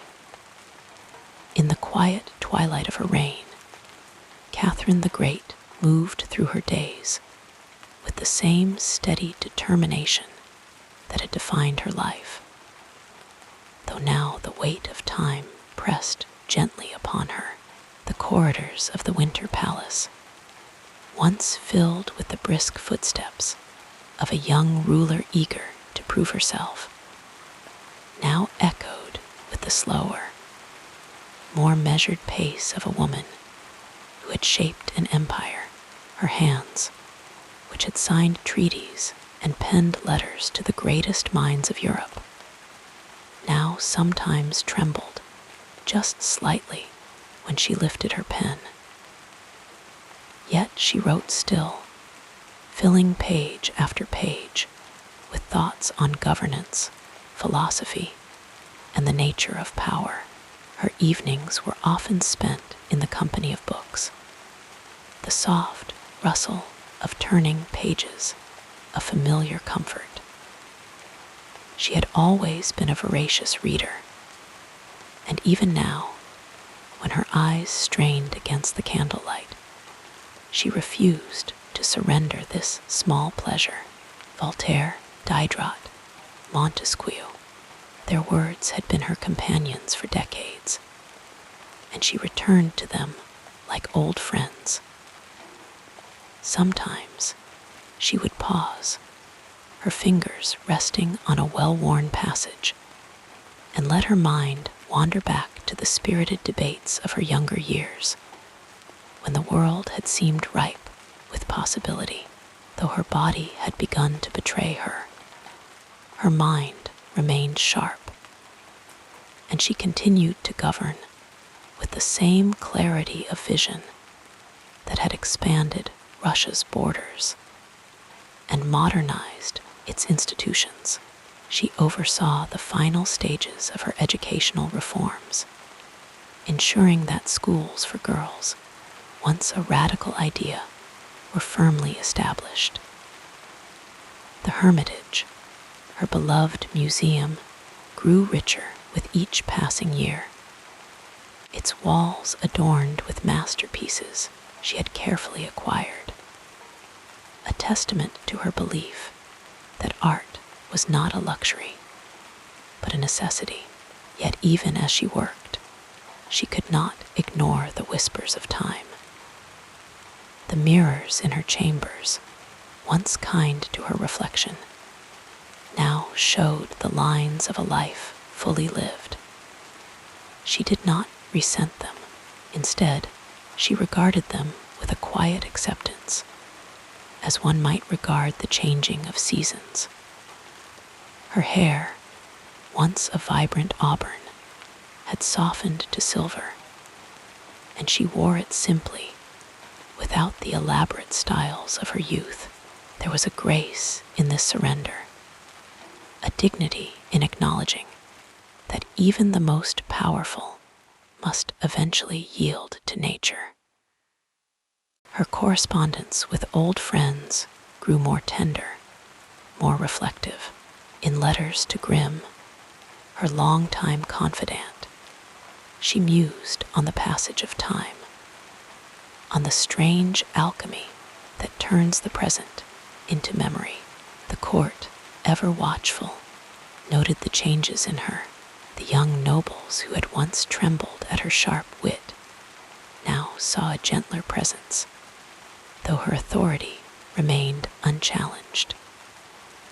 She had outlived so many lovers, rivals, even her own son, Paul, with whom her relationship had been fraught. Yet she bore these losses without bitterness, as if she understood that grief was the price of a life fully lived. In her final years, she turned her attention inward to the soul of Russia itself. She commissioned new translations of ancient texts, wanting her people to have access to the wisdom of the ages. She wrote plays and essays, not for acclaim, but for the sheer joy of creation, and she continued to walk among her subjects, though now more slowly, her steps careful but deliberate. The people, who had once marveled at her energy, now cherished these glimpses of her. This woman who had been their sovereign for nearly half a century. When the end came, it was swift, as if even death knew better than to keep her waiting. She passed in her bed, surrounded by the quiet hum of the palace. The weight of her reign finally lifted. The news spread through St. Petersburg like a sigh, a collective exhale of a nation that had grown up beneath her shadow.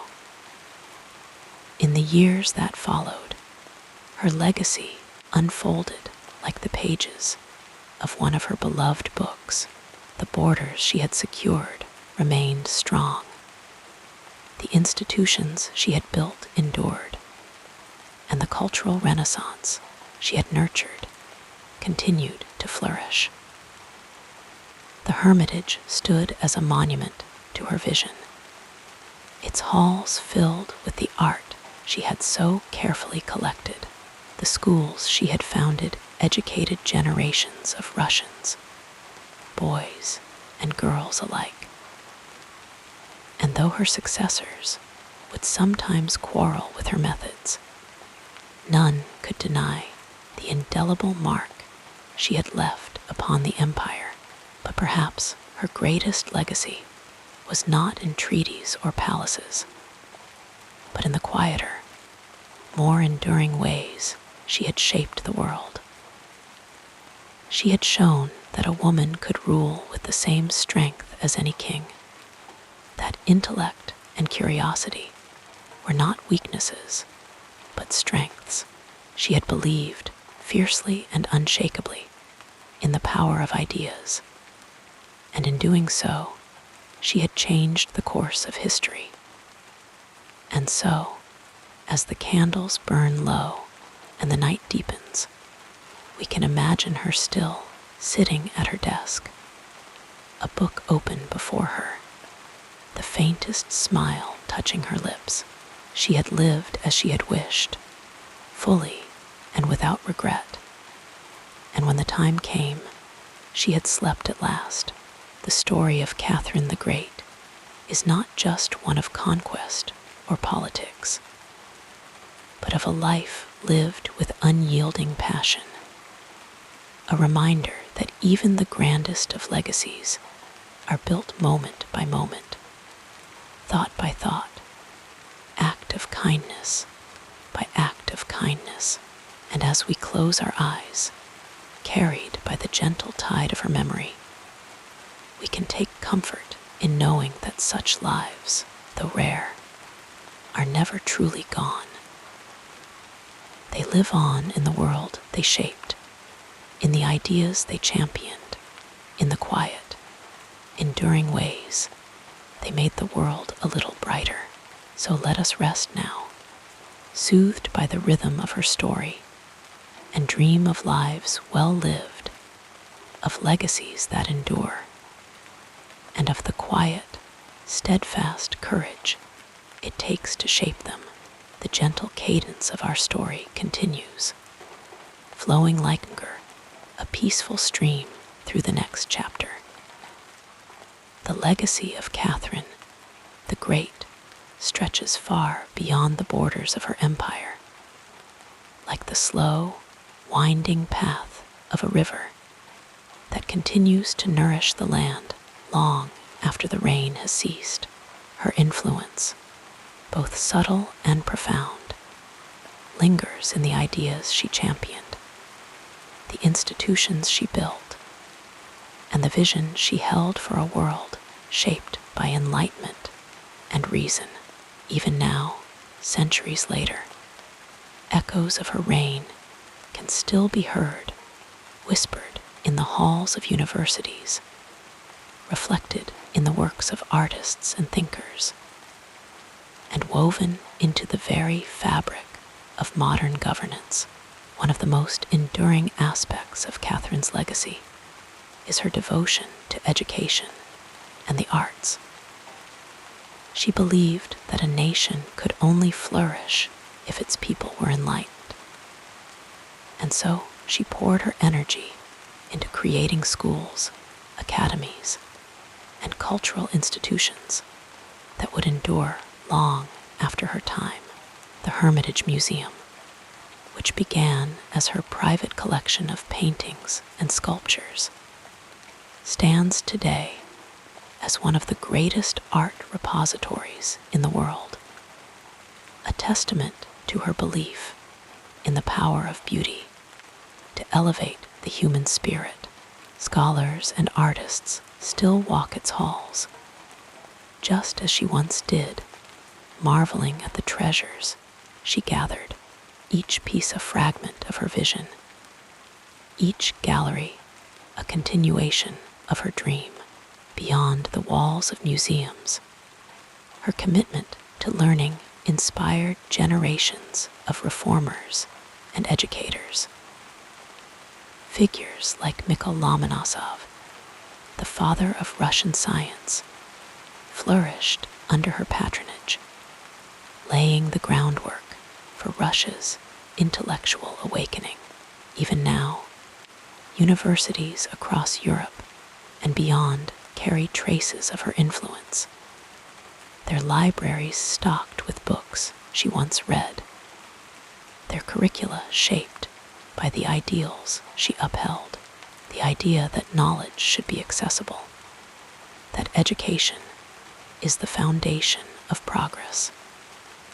These were principles Catherine lived by, and they continue to guide those who believe in the transformative power of learning. Her political philosophy, too, has left an indelible mark.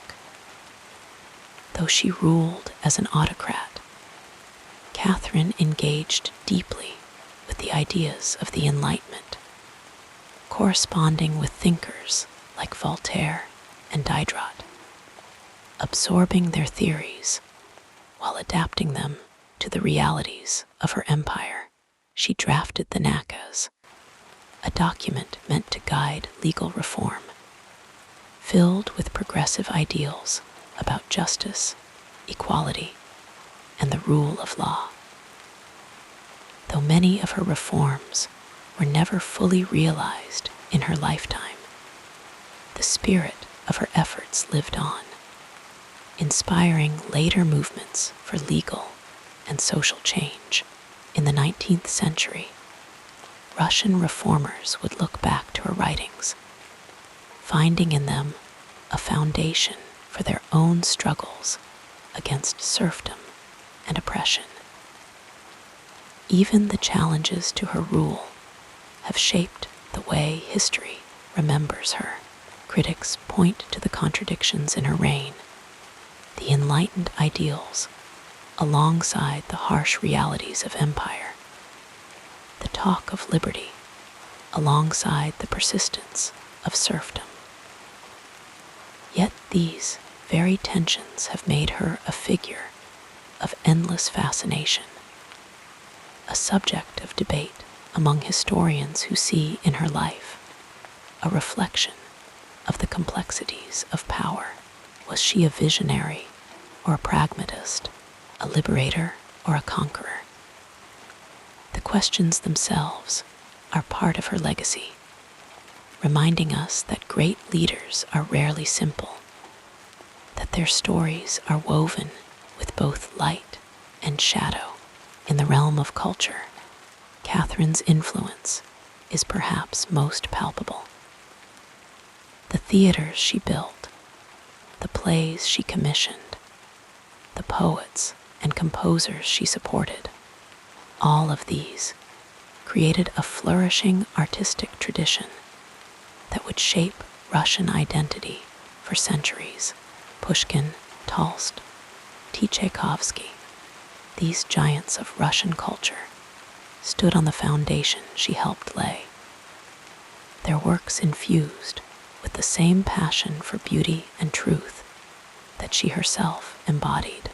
Even today, when a ballet dancer leaps across the stage or a violinist draws a bow across strings, there is a faint echo of Catherine's world, a reminder that art is a bridge between past and present, a way of keeping the past alive. And then there are the quieter legacies, the ones that unfold in small, everyday ways. The hospitals she founded, the orphanages she supported, the countless acts of charity that never made it into history books.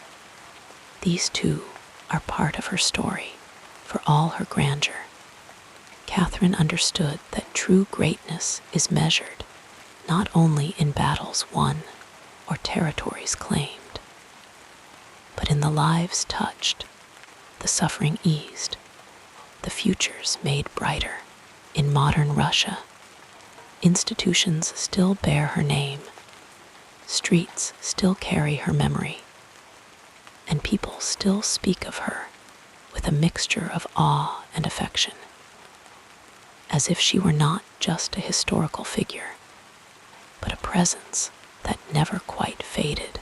As we drift into sleep, carried by the gentle current of her story, we might imagine Catherine in her later years, walking through the gardens of Tsarskoye Selo, the weight of her crown balanced by the quiet joy of seeing her visions take root. She knew, as we do now, that no reign lasts forever, but that ideas, like seeds scattered by the wind, can grow in ways we never foresee. Her voice may have fallen silent, but her words, her deeds, her dreams continue to resonate, rippling outward through time, touching lives she could never have imagined. And so, as the night deepens and the world grows still, we can rest knowing that Catherine's legacy is not confined to history books or marble statues. It lives in the scholar's curiosity, the artist's brushstroke, the teacher's patient explanation. It lingers in the quiet moments when someone pauses to admire a painting, or reads a book by candlelight, or dreams of a better world. Her story reminds us that even the mightiest empires fade, but the light of knowledge, the warmth of compassion, the courage to imagine, these are things that endure. So let us sleep now, wrapped in the soft embrace of history, comforted by the thought that even the grandest lives are made of small, tender moments like these, when the past whispers to the present, and the world feels just a little more connected, a little more kind. And as we drift into dreams, perhaps we'll catch a glimpse of Catherine herself, smiling faintly, as if to say that the story is not yet over, that the echoes of her life are still unfolding, still shaping the world in ways we have yet to discover. Rest now, and may your dreams be as rich and enduring as the legacy she left behind. Wrapped in the comfort of these words, we'll drift together into the next part of this soothing biography, the story of Catherine the Great. Like many towering figures of history, has been shaped and reshaped by time, often smoothed into simpler, more digestible forms. Some tales grow grander with retelling, while others shrink into caricature, losing the quiet nuances that made her life so remarkable. As the night settles around us, let us gently unravel some of the myths that have clung to her name, like cobwebs on an old portrait, obscuring the true colors beneath.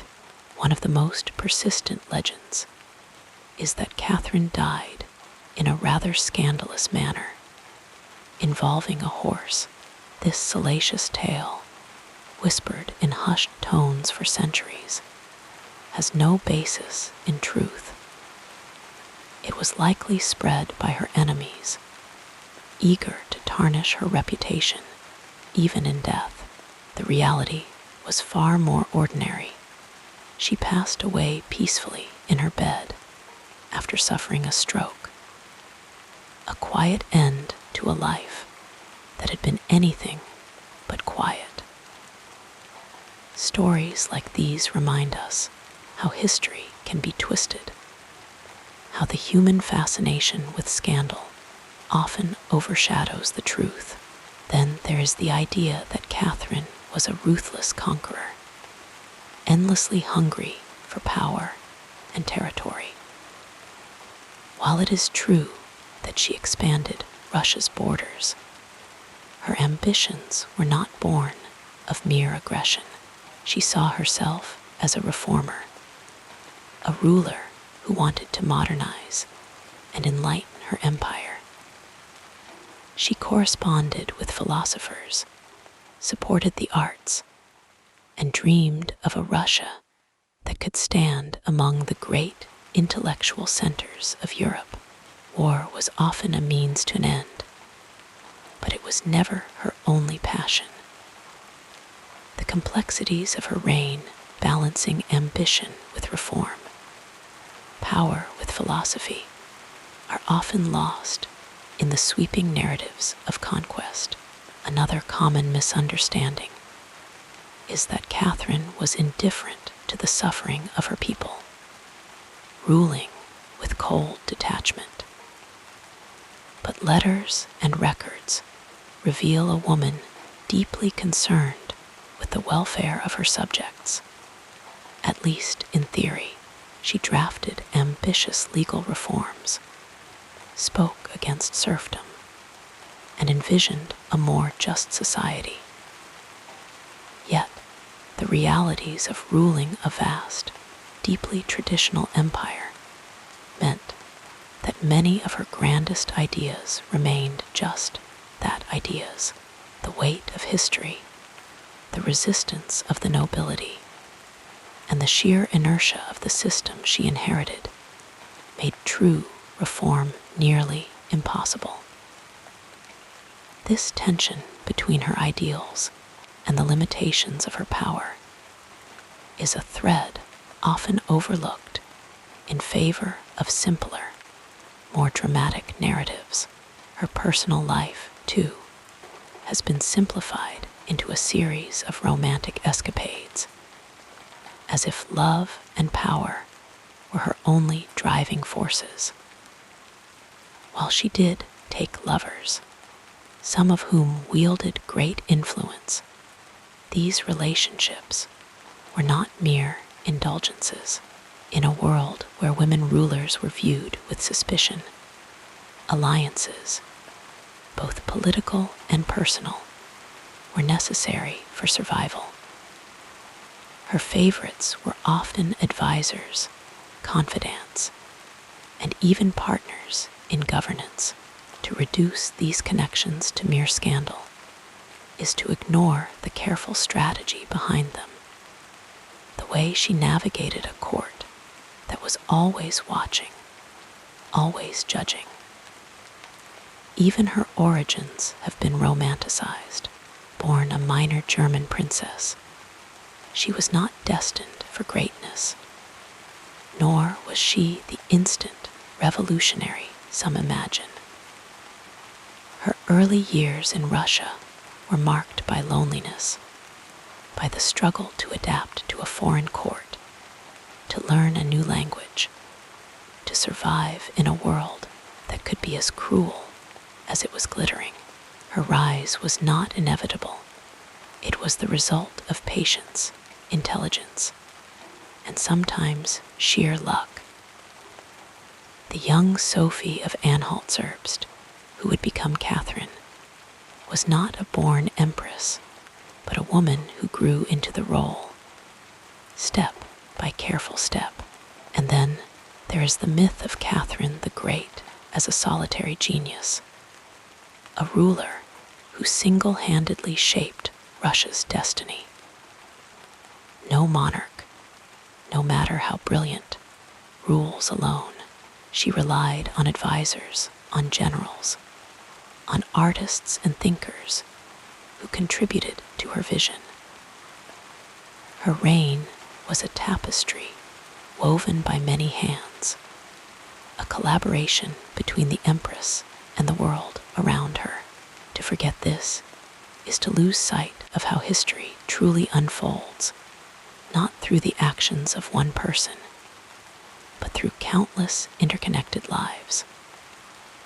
Perhaps the most overlooked aspect of her story is the quiet, private Catherine, the woman who loved gardening, who wrote letters late into the night, who found solace in books when the weight of the crown grew too heavy, the ruler who, for all her grandeur, still knew doubt, still faced moments of fear and uncertainty.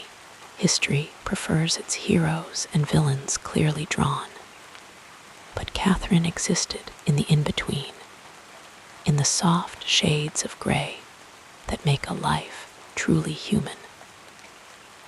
As the night deepens and the world outside grows still, we can let these layers settle over us like a gentle snowfall, covering the harsher edges of myth with the softer truths. Catherine's story, like all great stories, is not one of simple answers or easy morals. It is a story of contradictions, of brilliance and imperfection, of grand visions and human limitations. And in that complexity, there is something deeply comforting. For if even the great Catherine was not a legend, but a person, full of dreams and flaws and quiet moments, then perhaps we too can embrace the messy, beautiful intricacies of our own lives. So let us rest now, with the whisper of history in our ears, knowing that the past is never as simple as it seems. And as sleep draws near, may we remember that even the grandest figures were once just people who laughed, who loved, who feared, who hoped. And in that remembering, may we find our own stories a little richer, a little more forgiving, as we drift into dreams. Now, as we continue our gentle journey through this remarkable life, let us explore the next chapter. As we come to the end of our journey, through the life of Catherine the Great. Let us pause for a moment and let the weight of her story settle softly around us, like the final pages of a well-loved book closing gently in the quiet of the evening.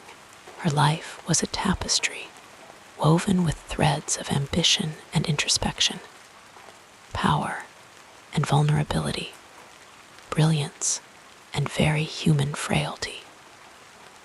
It is easy to remember her as the formidable empress who expanded Russia's borders, who corresponded with the greatest minds of the Enlightenment, who ruled with an iron will when necessary.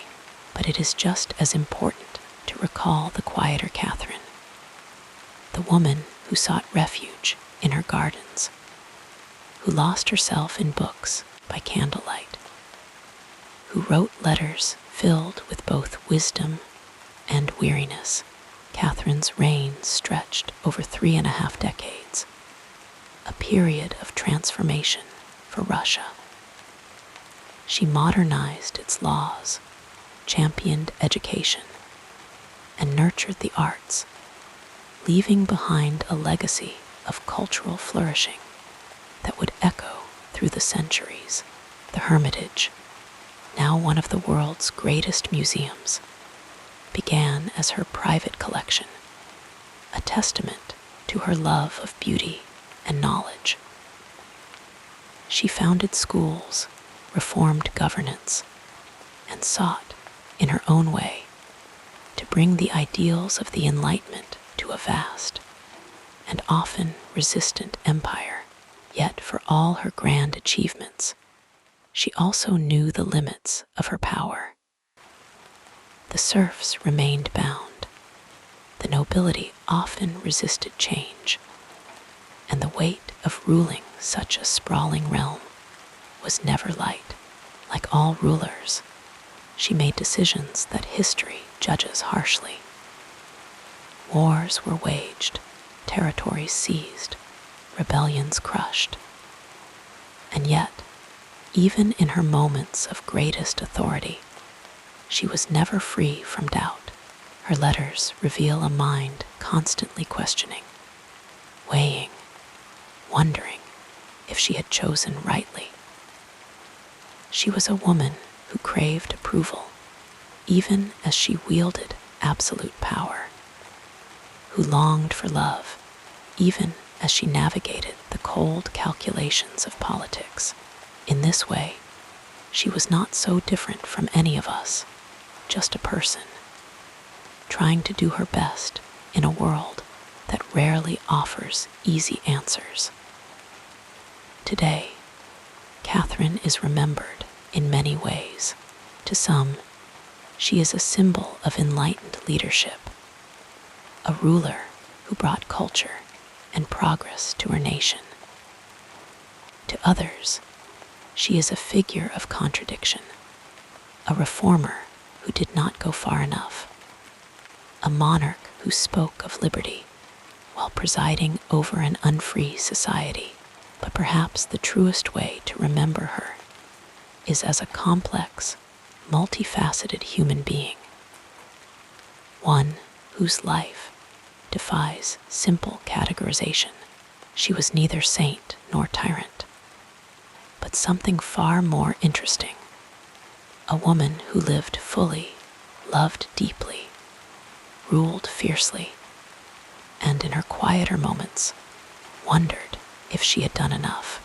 Her influence endures in the institutions she built, the art she collected, the ideas she championed. But it also lingers in the quieter lessons of her life, that strength and vulnerability can coexist, that even the most powerful among us are still human, that history is never just one story, but many, layered and shifting like sand beneath the tide. In remembering her, we remember that no life is without its shadows, just as no life is without its light. And now, as the night deepens and the world outside grows hushed, let us take these thoughts and let them rest gently in our minds. Let us imagine Catherine in her study, the candle flickering as she writes late into the evening, the weight of empire balanced against the simple pleasure of putting pen to paper. Let us see her in her garden, where for a little while she could set aside the crown and simply be. There is comfort in knowing that even the grandest figures of history had their quiet hours, their private struggles, their moments of stillness. And so, as sleep draws near, may we too find peace in the knowledge that our own lives, with all their imperfections, are no less meaningful for being human. May we drift into dreams with the soft assurance that history is not just made in battles and proclamations, but in the quiet, unrecorded moments, the turning of a page, the touch of a hand, the sigh at the end of a long day. Close your eyes now and let the story of Catherine the Great fade into the background like the gentle murmur of a distant river.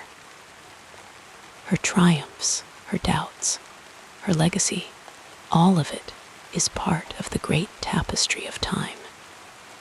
And now it is time to rest. Breathe deeply, let go of the day, and allow yourself to sink into the soft embrace of sleep. The past will keep, as it always does, until morning. For now, there is only this quiet, this darkness, this slow and steady journey into dreams. Good night.